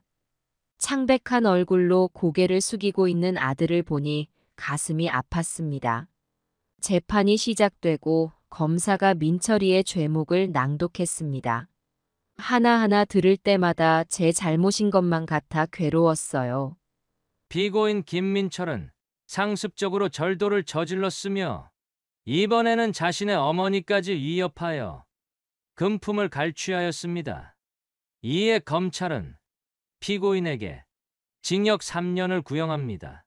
검사의 구형을 듣는 순간 제 다리에 힘이 빠졌습니다. 3년이라니. 민철이가 그토록 긴 시간을 감옥에서 보내야 한다니 믿기지 않았어요. 민철이의 변호사가 일어나 말했습니다. 피고인은 어려운 가정 환경과 사회적 압박으로 인해 잘못된 선택을 했습니다. 하지만 깊이 반성하고 있으며 앞으로 새로운 삶을 살고자 하는 의지가 강합니다. 부디 선처를 바랍니다. 그 말을 들으며 눈물이 났습니다. 그래요. 민철이는 분명 변할 수 있을 거예요. 판사님이 민철이에게 물었습니다. 피고인은 하고 싶은 말이 있습니까? 민철이가 천천히 일어섰습니다. 떨리는 목소리로 말하기 시작했어요. 저는 제가 저지른 모든 잘못에 대해 깊이 반성하고 있습니다. 특히 어머니께 너무나 큰 상처를 드려 정말 죄송합니다. 어머니께서 저를 신고하신 것이 얼마나 힘든 결정이었을지 이제야 깨닫게 되었습니다. 앞으로는 절대 이런 잘못을 반복하지 않겠습니다. 기회를 주신다면 열심히 살아 어머니의 은혜에 보답하고 싶습니다. 민철이의 말에 저도 모르게 흐느끼고 말았습니다. 주변 방청객들의 시선이 느껴졌지만 아랑곳하지 않았어요. 법정은 잠시 휴정에 들어갔고 긴장된 분위기 속에서 판결을 기다렸습니다. 20분 후 재판이 다시 시작되었습니다. 판사님이 입을 열었습니다. 피고인 김민철, 본 재판부는 피고인의 범행 동기와 범행 횟수, 그리고 피해자와의 관계 등을 종합적으로 고려하여 다음과 같이 선고합니다. 숨을 죽이고 판결을 기다렸습니다. 징역 2년에 처한다. 그 순간 제 머릿속이 하얘졌습니다. 2년. 민철이가 2년 동안 감옥에 있어야 한다니. 하지만 한편으로는 검사의 구형보다 형량이 줄어든 것에 안도의 한숨도 나왔습니다. 민철이는 고개를 숙인 채 판결을 받아들였습니다. 그의 어깨가 떨리는 것이 보였어요. 재판이 끝나고 민철이를 잠깐 볼 수 있었습니다. 교도관의 감시하에 짧은 대화를 나눴어요. 민철아, 힘내라. 엄마가 면회 자주 갈게. 엄마 정말 죄송해요. 기다려주세요. 꼭 새 사람이 되어 나올게요. 민철이의 말에 눈물이 왈칵 쏟아졌습니다. 아들을 꼭 안아주고 싶었지만 그럴 수 없었어요. 민철이가 호송차에 오르는 모습을 보며 제 가슴이 찢어지는 것 같았습니다. 하지만 이것이 민철이를 올바른 길로 인도할 수 있는 유일한 방법이라고 믿었기에 강한 마음을 가지려 노력했습니다. 법원을 나오면서 다짐했습니다. 2년 동안 민철이가 옳은 길로 갈 수 있도록 최선을 다해 돕겠다고. 그리고 민철이가 출소한 후에는 더 나은 삶을 살 수 있도록 준비하겠다고 말이에요. 비록 지금은 힘들고 고통스럽지만 이 시간이 우리 가족에게 새로운 시작이 될 수 있기를 간절히 기도했습니다. 민철이가 교도소에 수감된 후 제 일상은 완전히 바뀌었습니다. 처음에는 매일 아침 눈을 뜨는 것조차 고통스러웠어요.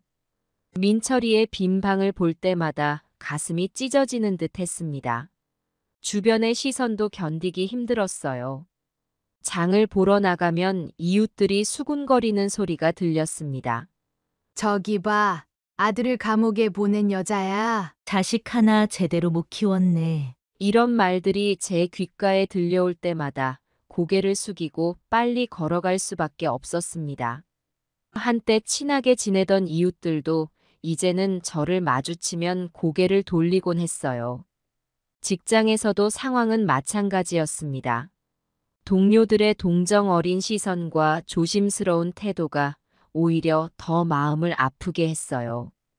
점심시간에 혼자 밥을 먹는 날이 많아졌고 회식에도 잘 참석하지 않게 되었습니다. 밤마다 자책감에 시달렸어요.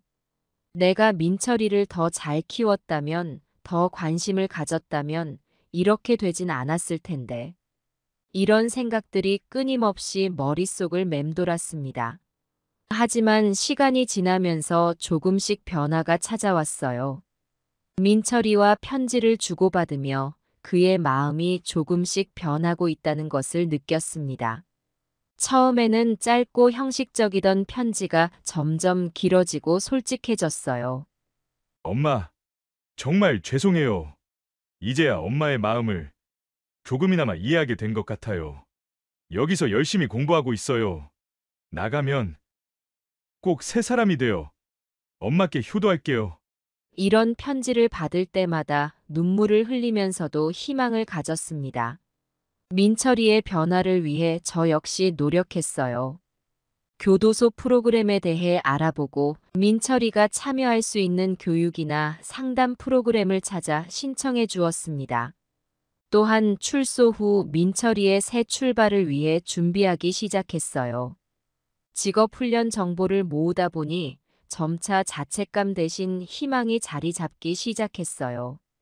이 시간이 우리 가족에게 새로운 시작이 될 수 있다는 믿음이 생겼습니다. 비록 지금은 힘들지만 이 고난을 통해 우리가 더 강해지고 더 깊이 서로를 이해할 수 있게 될 거라고 믿었어요. 면회를 갈 때마다 민철이의 표정이 밝아지는 것을 볼 수 있었습니다.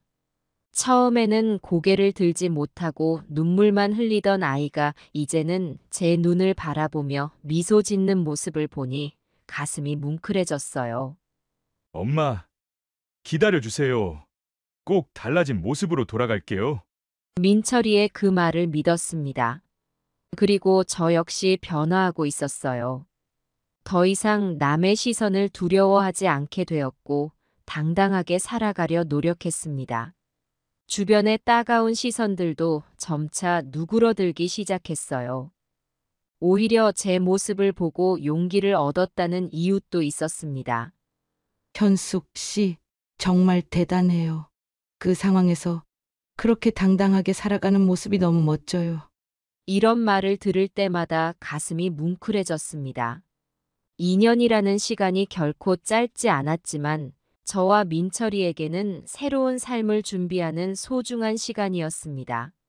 이 시간을 통해 우리는 서로를 더 깊이 이해하게 되었고 앞으로의 삶에 대한 희망을 품게 되었어요. 민철이의 출소일이 다가올수록 설레는 마음을 감출 수 없었습니다. 이제 우리 가족에게 새로운 시작이 올 거라는 기대에 가슴이 뛰었어요. 비록 앞으로의 길이 평탄하지만은 않겠지만 이제는 함께 힘을 모아 어떤 어려움도 이겨낼 수 있을 거라 믿었습니다. 민철이의 출소일, 저는 아침 일찍부터 일어나 준비를 했습니다. 민철이가 좋아하는 음식들을 정성껏 준비하고 그가 입을 새 옷도 챙겼어요. 가슴이 두근거리고 손이 떨려 실수를 연발했지만 그 어느 때보다도 행복한 마음이었습니다. 교도소 앞에 도착했을 때 이미 많은 사람들이 기다리고 있었어요. 가족들, 친구들, 모두 소중한 사람을 기다리는 얼굴이었습니다. 저도 그들 틈에 끼어 초조하게 기다렸어요.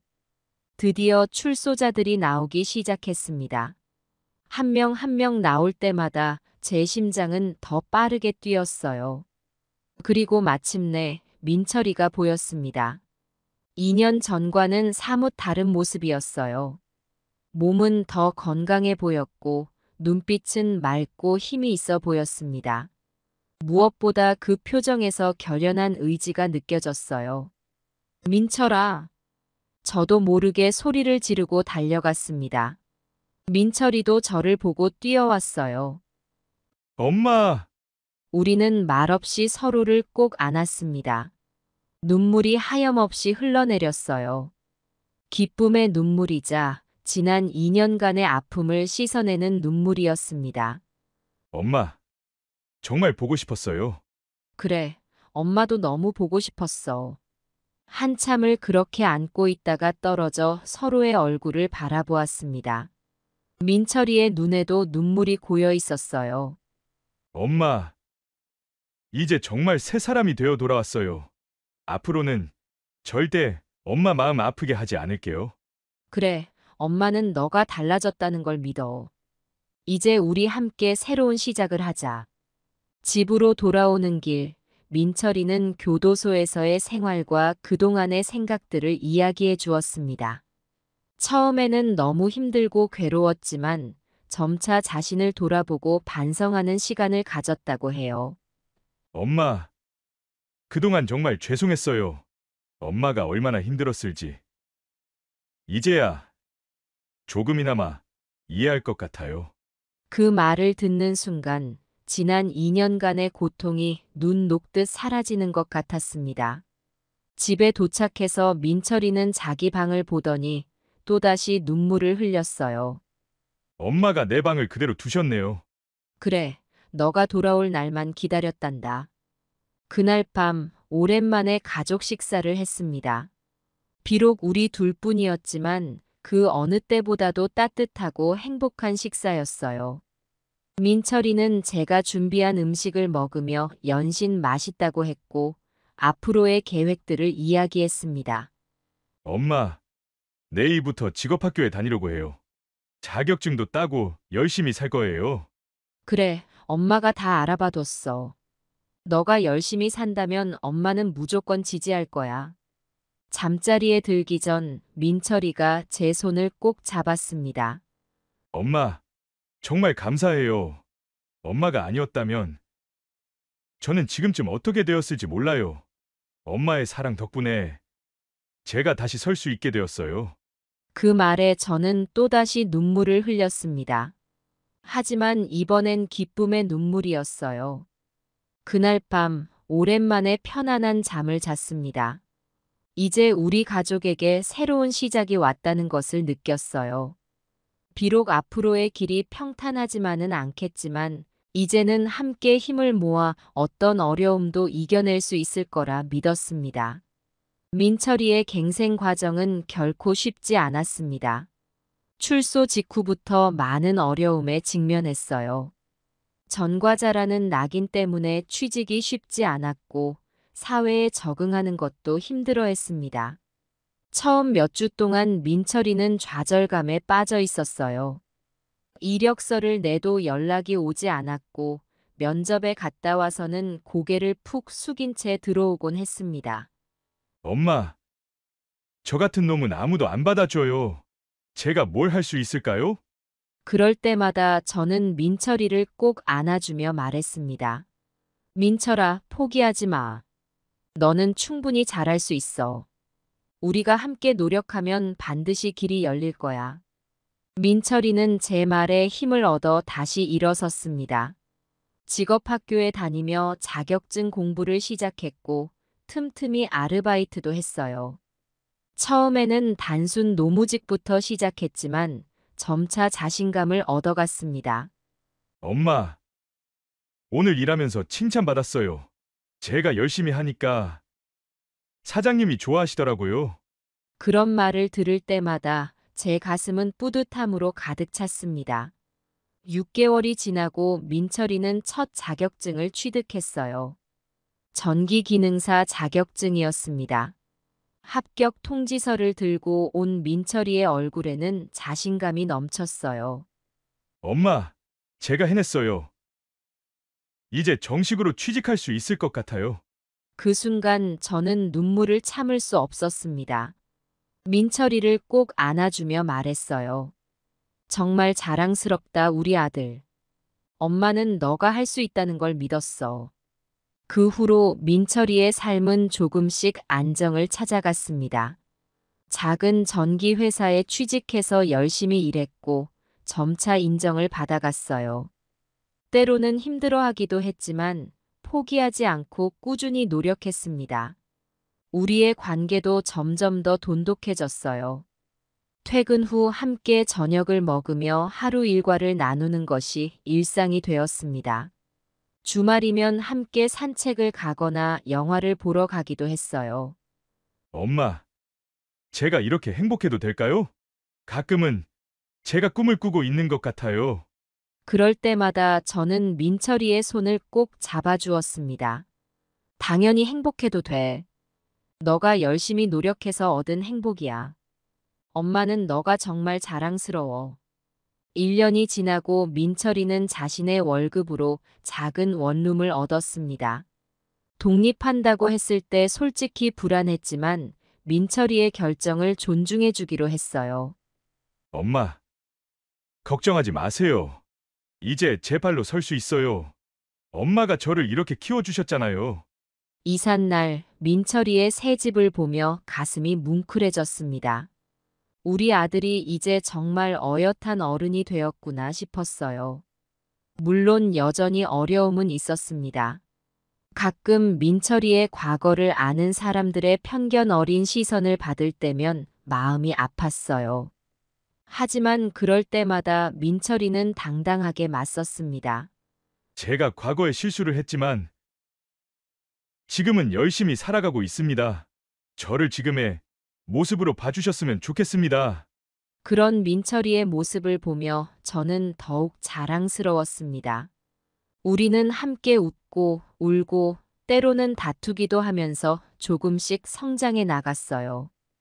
2년이 지난 어느 날 민철이가 제게 말했습니다. 엄마, 정말 감사해요. 엄마가 그때 저를 신고하지 않으셨다면 저는 지금쯤 어떻게 되었을까요? 엄마의 그 힘든 선택이 저를 살렸어요. 그 말을 듣는 순간 지난 시간 동안의 모든 고통과 눈물이 보상받는 것 같았습니다. 우리의 관계는 이제 그 어느 때보다 돈독해졌습니다. 서로를 더 이해하고 존중하게 되었어요. 비록 힘든 시간을 겪었지만 그 시간이 우리를 더 강하게 만들어 주었다고 믿습니다. 시간이 흘러 민철이의 출소 후 5년이 지났습니다. 지금 민철이는 어엿한 전기 기술자가 되어 안정된 직장에서 일하고 있어요. 작년에는 승진도 했답니다. 무엇보다 가장 큰 변화는 민철이의 눈빛이에요. 이제는 자신감과 책임감이 가득한 눈빛으로 세상을 바라봅니다. 엄마, 제가 이만큼 올 수 있었던 건 모두 엄마 덕분이에요. 민철이가 종종 이런 말을 할 때면 가슴이 뭉클해집니다. 그 힘들었던 시간들이 주마등처럼 스쳐 지나가곤 해요. 저 역시 많이 변했습니다. 더 이상 남의 시선을 두려워하지 않아요. 오히려 제 경험을 다른 사람들과 나누며 힘을 주고 있죠. 지역 봉사단체에서 활동하며 비슷한 처지의 부모들을 돕고 있어요. 그들에게 희망과 용기를 전하는 일이 제 삶의 새로운 의미가 되었습니다. 현숙 씨 덕분에 용기를 얻었어요. 저도 포기하지 않고 아이를 믿으며 기다려 볼게요. 이런 말을 들을 때마다 그때의 선택이 옳았다는 확신이 듭니다. 민철이는 이제 결혼을 준비하고 있어요. 예비 며느리는 민철이의 과거를 알면서도 그를 있는 그대로 받아들여 주었죠. 그 모습을 보며 얼마나 감사했는지 모릅니다. 엄마, 저 이제 정말 행복해요. 과거의 제 모습을 생각하면 믿기지가 않아요. 민철이의 웃는 얼굴을 볼 때면 그동안의 모든 고통이 눈 녹듯 사라집니다. 돌이켜보면 그때의 결정이 얼마나 힘들었는지 모릅니다. 내 아들을 직접 경찰에 신고한다는 것은 어머니로서 상상할 수 없는 고통이었어요. 하지만 지금 생각해보면 그것이 민철이를 살린 선택이었다고 확신합니다. 사랑한다고 해서 무조건 감싸는 것이 능사가 아니라는 걸 깨달았어요. 때로는 엄하게 대해야 할 때도 있습니다. 그것이 진정한 사랑이라는 것을 이제야 온전히 이해하게 되었습니다. 이제 저는 당당하게 말할 수 있습니다. 저는 자식을 경찰에 신고한 어머니입니다. 하지만 그 선택으로 제 아들의 인생을 구했고 우리 가족에게 새로운 시작을 가져다 주었습니다. 그리고 그 선택을 후회하지 않습니다. 여러분도 힘든 선택의 순간이 올 때 주저하지 마세요. 사랑하는 사람을 위해 때로는 가장 힘든 선택을 해야 할 때가 있습니다. 그것이 진정한 사랑이고 그것이 우리를 더 강하게 만듭니다. 우리의 이야기가 누군가에게 작은 희망이 되길 바랍니다. 어떤 어려움 속에서도 포기하지 않고 사랑으로 인내한다면 반드시 새로운 길이 열릴 거예요. 그리고 그 끝에는 더 큰 행복이 기다리고 있을 겁니다. 이제 저와 민철이는 새로운 꿈을 꾸고 있습니다. 우리의 경험을 바탕으로 어려움에 처한 가정들을 돕는 재단을 만들고 싶어요. 그래서 더 많은 사람들에게 희망과 용기를 전하고 싶습니다. 인생은 결코 쉽지 않습니다. 하지만 사랑과 용기, 그리고 서로에 대한 믿음이 있다면 어떤 어려움도 극복할 수 있다고 믿습니다. 우리의 이야기가 그 증거가 되길 바랍니다. 마지막으로 여러분께 꼭 전하고 싶은 말이 있습니다. 포기하지 마세요. 당신의 사랑은 기적을 만들어낼 수 있습니다. 안녕하세요. 제 삶의 이야기를 들어보시겠어요?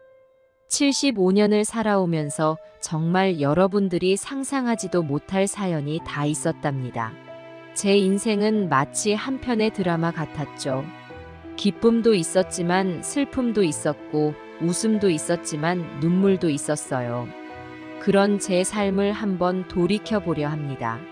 저는 1949년 가난한 농촌에서 3남 2녀 중 막내로 태어났어요.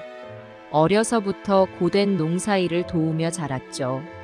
배움에 대한 열망이 컸지만 집안 사정상 초등학교도 겨우 졸업했답니다. 밥 한 끼 제대로 먹기 힘든 궁핍한 시절이었어요. 그러다 20살 무렵 서울로 상경해 식모살이를 시작했죠. 하루 종일 끼니를 준비하고 빨래를 하고 청소를 하느라 쉴 틈이 없었어요. 손발이 퉁퉁 부어가면서도 악착같이 버텼죠. 그렇게 모은 돈으로 재봉 기술을 배워 평범한 직장 생활을 시작할 수 있었어요. 그때 남편을 만났죠. 가난한 집안 출신이었지만 성실하고 듬직한 청년이었어요. 사랑하는 사이가 되어 열심히 일하며 돈을 모았죠. 결혼 자금을 마련하기 위해 쉬지 않고 바느질을 했답니다. 그렇게 고생 끝에 25살 되던 해에 작은 결혼식을 올렸어요. 남편은 공무원 시험에 합격해 안정적인 수입이 생겼고 저 역시 재봉사로 일하면서 두 사람의 보금자리를 꾸려나갔죠. 비록 넉넉하진 않았지만 사랑만으로도 충분히 행복했던 시절이었어요. 그러던 어느 날 기다리고 기다리던 큰 선물이 찾아왔죠. 바로 사내 아이를 가졌다는 거예요. 그 기쁨이 어떠했는지 몰라요. 잠 잘 시간도 아까워 온종일 태교를 하고 아이가 건강하게만 자라주길 기도했죠. 남편 역시 저를 헌신적으로 보살펴 주었답니다. 드디어 건강한 사내 아이를 순산했어요. 붉디 붉은 아기의 모습에 눈물이 왈칵 쏟아졌죠. 우리 가족에게 이토록 큰 기쁨을 주신 하느님께 감사드렸어요. 지금 생각해도 감격스러운 순간이에요. 아이가 자라면서 우리 부부도 더없이 행복했죠. 아들의 재롱잔치를 구경하고 함께 소풍도 가고 앞으로의 밝은 미래에 대해 이야기를 나누곤 했어요. 절대 잊을 수 없는 행복한 순간들이었죠. 그렇게 15년의 시간이 흘렀어요. 가족에 대한 감사함을 잊지 않으며 최선을 다해 살았죠. 남편은 성실히 일하고 저는 아들의 뒷바라지에 전념했어요. 비록 부족한 점도 있었지만 큰 불화 없이 화목하게 지냈죠. 그런데 어느 날 남편에게 뜻하지 않은 불행이 닥쳤어요. 퇴근길에 교통사고를 당한 거예요. 병원에 실려갔지만 끝내 저 세상으로 떠나고 말았죠. 한순간에 모든 게 무너져 내린 느낌이었어요. 하늘이 노래진 듯 막막하고 절망적이었죠. 그때부터 저의 험난한 생활이 시작되었어요. 남편이 남긴 유산과 보험금으로 얼마간 살 수 있었지만 제가 세상 물정에 어두웠던 탓에 사기꾼의 표적이 되고 말았죠. 어머니, 이 투자만 하시면 몇 년 안에 재산을 몇 배로 불릴 수 있습니다. 걱정 마시고 맡기시면 됩니다. 선의를 악용한 그자는 교묘한 말로 저를 속여 전 재산을 가로챘어요. 그날의 충격과 배신감은 지금도 잊히지 않아요. 빚더미에 앉아 망연자실하던 저에게 마지막 희망은 아들뿐이었어요. 어린 시절부터 성실하기로 소문난 저는 닥친 현실에 좌절하지 않았어요. 할 수 있는 일이라곤 허드렛일 뿐이었지만 최선을 다했죠. 그 중에서도 모텔 청소가 가장 힘들었어요. 남이 던져놓은 쓰레기를 치우고 더러운 화장실을 닦으면서 쓸쓸히 울기도 했죠. 허나 저에겐 살아야 할 이유가 있었어요. 바로 아들이었죠. 아들을 위해선 이 고통도 감내할 수 있었어요. 입에 풀칠하기도 빠듯한 형편이었지만 아들에겐 좋은 걸 해주고 싶었죠. 끼니를 걸으면서도 아들 학비를 대느라 전 재산을 탈탈 털어야 했어요. 아들이 더 어렸을 땐 남들 다 하는 학원에도 보내주고 친구들 따라 놀이공원도 가게 해주고 싶었지만 엄두도 낼 수 없었죠. 아들이 친구들 자랑하는 운동화를 사달라고 조르면 마음이 찢어지는 듯 아팠지만 울며 겨자 먹기로 사주곤 했죠. 자식을 위해선 제 몸이 10개라도 모자랄 심정이었어요. 하루는 아들이 학교에서 왕따를 당했다며 밤새 울더라고요. 다른 애들은 유명 브랜드 가방을 메고 다니는데 자기만 허름한 가방이라 놀림 받는다는 거예요. 그날 밤 저는 죽고 싶을 만큼 괴로웠어요. 세상 물정 모르는 젊은 과부가 할 수 있는 건 아들 위해 더 열심히 일하는 것뿐이었죠. 아등바등 살던 세월이 흘러 어느덧 아들도 철이 들었어요. 고시 공부를 한다며 학비로 많은 돈을 요구하더라고요. 등록금에 학원비, 교재비까지. 숨 쉴 틈 없이 일해도 모자랄 지경이었죠. 그럴수록 허리가 휘고 노화가 빨리 왔어요. 아들의 장래를 위해선 어떤 고생도 마다하지 않았지만 좀처럼 합격 소식은 들려오지 않았죠. 점점 나이가 들어가는데 걱정이 태산 같았어요. 결혼은커녕 직장조차 구하지 못하니 안타까운 마음뿐이었죠. 매일 밤 아들의 합격을 기도했답니다. 그렇게 세월은 흘러 아들은 40을 넘겼어요. 하지만 결국 아들은 시험에 합격하지 못했어요. 늦깎이 장가가도 된다며 위로의 말을 건네봤지만 남 탓만 하며 화를 냈죠. 엄마가 뒷바라지를 잘못해서 인생이 꼬였다며 저를 원망하더군요. 그 모진 말에 가슴이 미어지는 것 같았어요. 그러던 어느 날 여자친구가 생겼다며 결혼하겠다고 하는 거예요. 근데 결혼하려면 아파트가 있어야 한다는군요.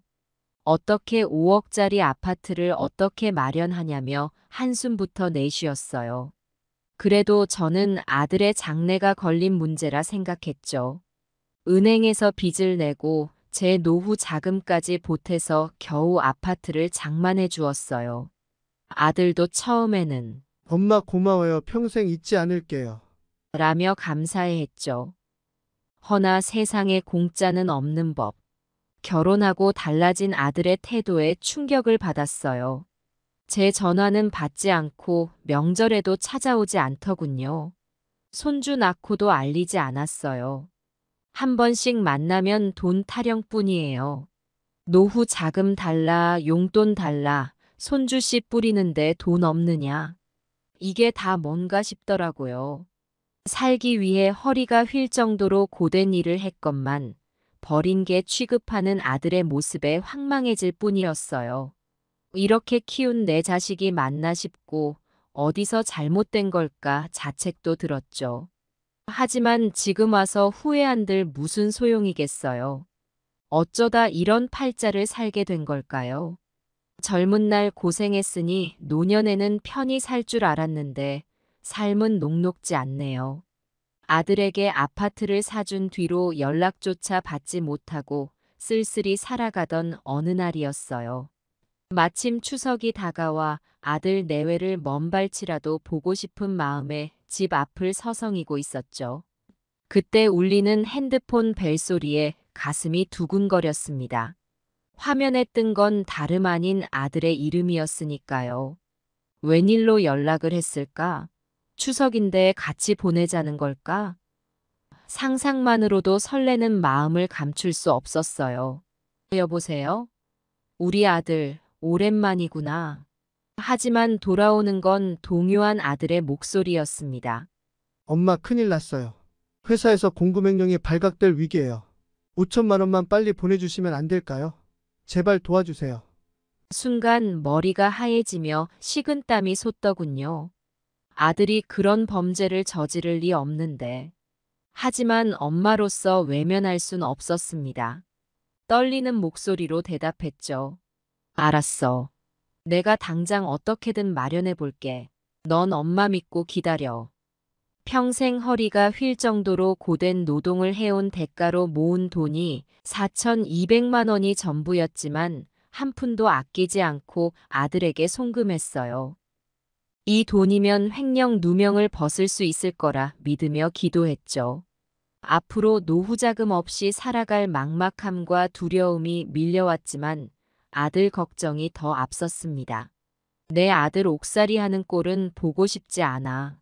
내가 고생하면 어떠냐. 그렇게 생각하며 보낸 돈이 무사히 전달되길 빌었어요. 그런데 사흘 뒤 경찰서에서 연락이 왔습니다. 알고 보니 그 전화는 사기범의 술수였던 거예요. 심지어 용의자가 아들 행세를 하며 또 다른 피해자들을 양산하고 있다는 사실도 들었죠. 그 순간 하늘이 무너지는 것 같았어요. 내 아들인 줄 알고 쾌척했던 돈이 사기꾼의 주머니로 들어갔다니. 이 무슨 악몽이란 말입니까? 속이 뒤집히고 눈앞이 캄캄해졌죠. 믿기 힘든 현실 앞에 그만 쓰러지고 말았어요. 정신을 잃은 채 병원 응급실에 실려갔죠. 의식이 돌아온 후에도 멍하니 천장만 바라보며 방황했습니다.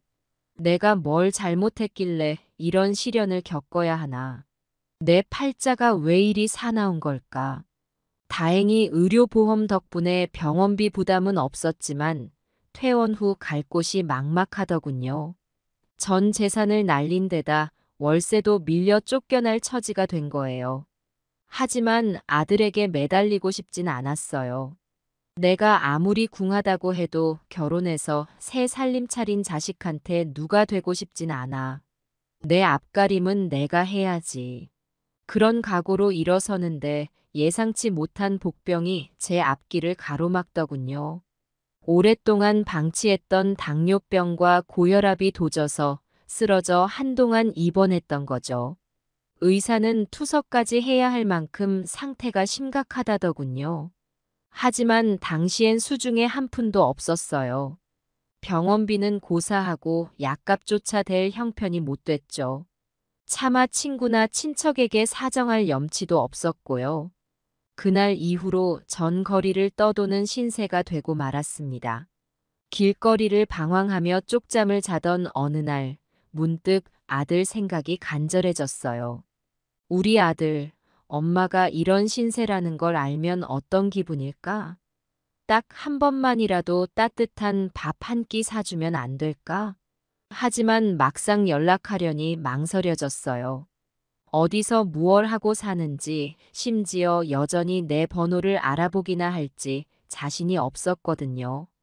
그래도 한 달에 한두 번씩 전화를 걸었습니다. 여보세요, 아들. 나야, 엄마야.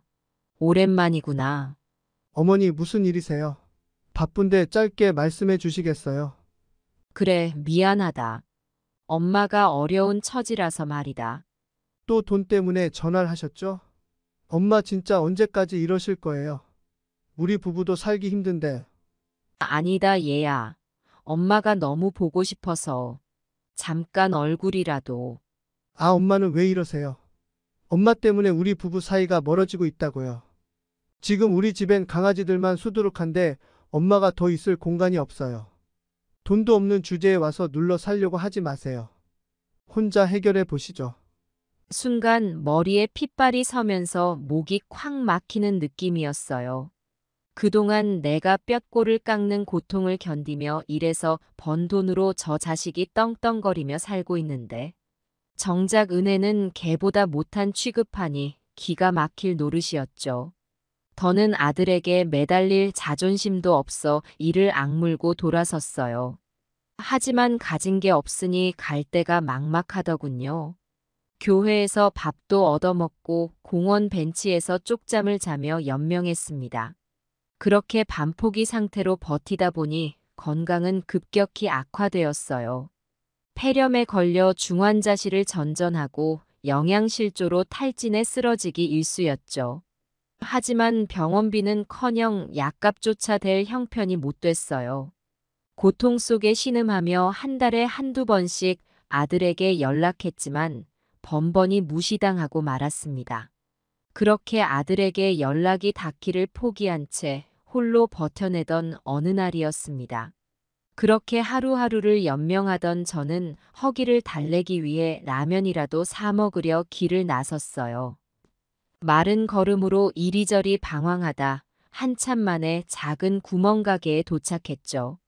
500원짜리 동전을 꼭 쥐고 가게 앞을 서성이는데 뒤통수를 강타하는 충격과 함께 날아갈 듯한 통증이 몰려왔어요.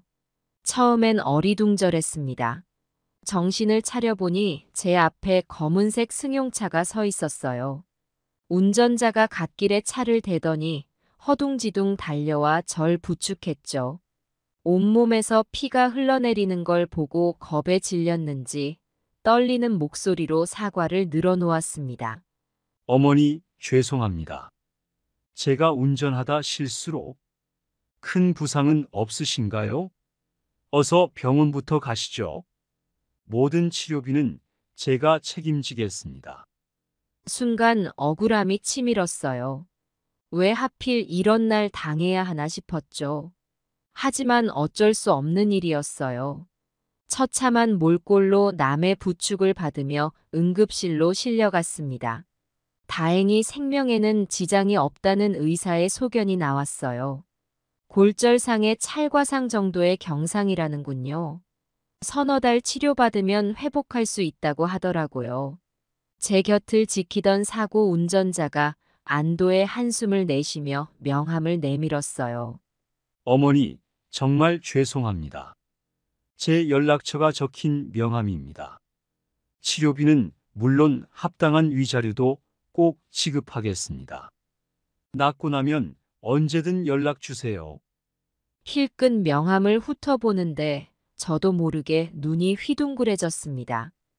적힌 이름이 TV에서 봤던 유명한 변호사 아니겠어요? 신문 지면을 도배할 정도로 왕성히 활동하는 그분 말이에요. 얼떨결에 명함을 받아들고 멍하니 응시하고 있는데 주치의가 다가와 회복을 축하한다며 퇴원을 권유하더군요.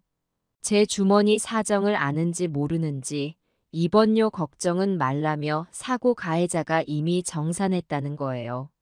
치료비에 입원료에 거액이 틀림없어요. 순간 감사함과 미안함이 교차했습니다. 하지만 그보다 더 간절했던 건 변호사에게 부탁하고 싶은 일이 있다는 거였죠. 며칠 뒤 퇴원한 저는 곧장 변호사 사무실로 향했어요. 제 얼굴을 확인하더니 흔쾌히 안내해 주더라고요. 화려하고 품위 있는 사무실에 들어서자 변호사가 반갑게 맞아주었죠. 어머님, 다행히 건강해 보이시네요. 안녕하셨습니까? 편히 앉으시죠. 차라도 한잔하면서 천천히 이야기 나눠요. 수십만 원짜리 가죽 소파에 앉아 꿀 같은 대접을 받으니 왠지 황송한 마음이 들더군요. 근데 이내 문득 정신이 들었어요. 내가 여기 온 건 다른 이유가 아니라 중요한 부탁이 있어서야. 내 아들에 대한 이야기를 털어놔야겠어. 생수를 한 모금 삼키고 긴장 어린 목소리로 살며시 입을 열었죠. 변호사님, 제가 여기 온 건 따로 용건이 있어서예요. 사실 제 인생에 너무 억울하고 분한 일이 있었거든요. 그것 때문에 이렇게 찾아온 겁니다. 그러자 변호사는 의아한 듯 물었어요. 사고 보상금 말씀이신가요? 어머님이 만족할 만한 금액을 책정해 드리겠습니다. 1억 원 정도면 어떨까요? 순간 귀를 의심했어요. 방금 1억 원이라고 했던가요? 그런데 저는 주저없이 고개를 가로저었죠. 아닙니다. 전 보상금 같은 거 바라지 않아요. 그보다 더 간절한 게 있어서 왔어요. 그리고 한참 동안 말을 잇지 못했습니다. 숨을 깊이 내쉬고 또 들이마시길 몇 번. 가슴 한구석이 쓰라리게 저려오더군요. 변호사는 재촉하지 않고 인내심 있게 기다려 주었습니다. 사실 저는 이런 모진 세상에 홀로 남겨진 불쌍한 노인이에요. 남편은 돌아가셨고 하나뿐인 자식은 날 내팽겨쳤죠. 평생을 고생해 키워놓은 내 아들이 말이에요. 한참을 흐느끼다 간신히 진정한 뒤에야 말을 이었어요. 젊은 시절 모진 고생 끝에 아들을 공부시키고 장가 보내기 위해 모은 돈을 아들 부부에게 아파트 사줬다는 거. 근데 그 은혜를 원수 갚듯 하더니 홀로 된 날 내치고 버렸다고요. 심지어 노후 자금마저 사기꾼에게 빼앗겨 거리를 방황하는 신세가 됐는데도 아들은 냉대하고 무시하기만 했다는 걸 말씀드렸습니다. 그 모진 사연의 변호사의 미간에는 깊은 주름이 패더군요. 한참 망설이다가 저를 물끄러미 바라보며 말했습니다. 어머님, 제가 이해한 바로는 결혼 자금으로 드린 돈을 돌려받고 싶으시단 말씀이시죠? 사실 부모 자식 간 금전 거래는 법적으로 까다로운 문제예요. 제가 사건을 맡는다면 수임료가 어마어마할 겁니다. 보상금보다 더 많이 나갈 수도 있어요. 그래도 저한테 맡기시겠어요? 잠시 고민에 빠졌습니다. 주변에 돈 한 푼 없는 제가 그 막대한 수임료를 감당할 수 있을까요? 하지만 이번이 아니면 제 한이 풀리지 않을 것 같았어요. 주먹을 불끈 쥐고 단호하게 대답했죠. 예, 제발 좀 도와주세요. 돈은 없지만 열심히 일해서라도 갚을 테니까요. 전 그저 제 아들에게 버림받은 억울함을 풀고 싶을 뿐이에요. 제 절절한 호소에 변호사도 결단을 내린 듯 했어요. 고개를 끄덕이며 확신에 찬 목소리로 말했습니다. 어머님, 걱정 마세요. 수임료는 면제해 드리겠습니다. 대신 이 사건은 끝까지 제가 맡아 반드시 승소하도록 하죠. 어머님 같은 분이 이런 부당한 대접을 받아선 안 돼요. 자, 사건 내용부터 차근차근 정리해 볼까요? 뜨거운 눈물을 쏟으며 고마운 마음을 전했어요. 마치 구원의 손길이라도 잡은 것처럼 안도감이 밀려왔죠. 이제야 제 서름과 한을 풀 수 있겠구나 싶었거든요. 그렇게 변호사의 조력을 받아 아들을 상대로 소송을 제기했어요. 결혼 자금으로 줬던 아파트 금액 환수를 요구하는 재산분할 청구였죠.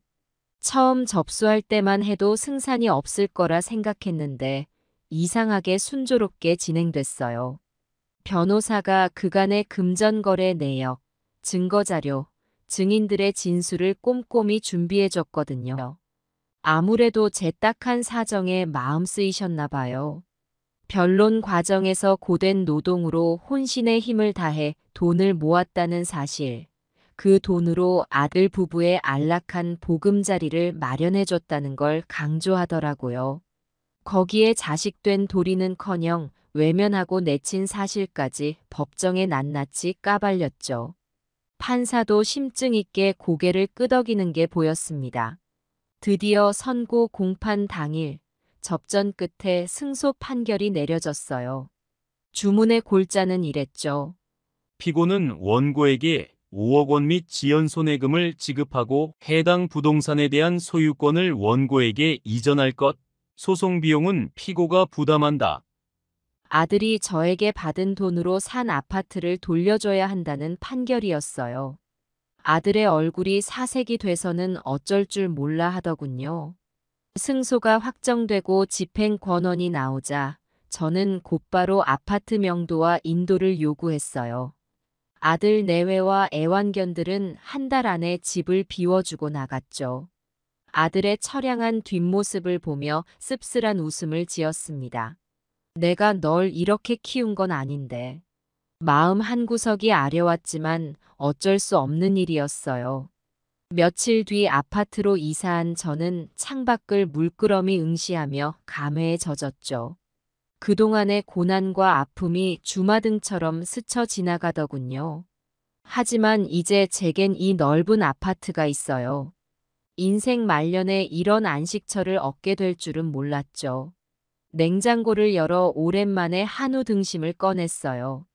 한동안 고기 굽는 냄새도 못 맡았는데 꿈만 같아요. 불판 위에서 지글지글 익어가는 고기를 멍하니 바라보다가 불현듯 변호사 생각이 났습니다. 내 인생의 숨은 공로자시여. 당신 아니었으면 전 여전히 길바닥을 방황하고 있었을 거예요. 꼭 찾아뵙고 감사 인사 전하고 싶구먼. 그때 현관 초인종이 따르릉 울렸습니다. 문을 열어보니 웬걸요, 변호사가 환한 얼굴로 서 있었습니다. 손에는 고급스러운 과일 바구니를 들고 말이죠. 어머님, 축하드려요. 이사 잘 오셨어요? 새 보금자리에서의 삶이 행복하시길 빕니다. 너무 고마운 마음에 울컥 눈물이 쏟아졌어요. 이 고마운 분이 아니었다면 전 여전히 아들에게 시달리며 거리를 방황하고 있었겠죠. 억울한 서름을 풀어주시고 떳떳하게 살 수 있게 해주신 분이에요. 변호사님, 정말 감사드려요. 이 은혜 어떻게 다 갚아야 할지 모르겠어요. 들어오셔서 같이 저녁이라도 하시죠. 하지만 변호사는 사양의 뜻을 내비쳤어요. 아닙니다. 제가 해드린 건 변호사로서 마땅히 해야 할 일일 뿐이에요. 오히려 제가 어머님의 사연을 접하고 많은 걸 배웠죠. 부모에 대한 자식의 도리, 법 앞에 만인이 평등하다는 진리 말입니다. 앞으로도 소외된 분들의 목소리에 귀 기울이는 변호사가 되고 싶습니다. 어머님 덕분에 소명을 되새기게 됐어요. 제 가슴이 뭉클해지는 걸 느꼈어요. 인간에 대한 신뢰와 감동이 되살아나는 순간이었죠. 이 고마운 분과의 인연을 소중히 간직해야겠다고 다짐했습니다. 변호사님, 정그러시다면 어쩔 수 없죠. 하지만 꼭 다시 찾아뵙겠습니다. 제 인생의 재기를 도와주신 고마운 분이시니까요. 건강 잘 챙기시고 부디 이 세상 힘없는 이들의 편이 되어주세요. 서로를 향한 감사와 응원의 마음을 담아 굳게 악수를 나눴죠. 인생의 가장 큰 전환점을 맞이하는 순간이었어요. 그로부터 몇 년의 세월이 흘렀습니다. 저는 아파트를 처분하고 전원주택으로 내려와 살고 있어요. 남은 인생 자연과 더불어 살랑살랑 살아가는 게 소원이었거든요. 이따금 텃밭에서 채소도 가꾸고 마을 경로당에서 어르신들과 담소도 나누면서 소소한 행복을 만끽하고 있죠. 그리고 무엇보다 그 변호사 덕분에 이런 여유로운 삶을 누릴 수 있음에 감사하며 살아갑니다. 얼마 전에는 반가운 손님이 찾아오기도 했어요. 다름 아닌 그 변호사였죠. 처음 만난 이후로 종종 안부를 주고받는 사이가 됐거든요. 서로의 근황을 물으며 차 한 잔 나눴습니다. 변호사님 덕분에 전 이렇게 편히 살 수 있게 됐어요. 당신은 제 인생의 참된 은인이에요. 어머님, 그런 말씀 마세요. 이제는 제가 어머님의 삶의 지혜를 배우러 다닙니다. 솔직히 제 인생관이 많이 바뀌었어요. 아들을 상대로 소송하는 어머님의 당당함, 역경에도 꿋꿋이 이겨내는 모습에 감명받았죠. 지금껏 승승장구하는 변호사로 살아왔지만 어머님처럼 진정 삶을 겪어내는 분을 보니 많은 걸 깨닫게 되더군요.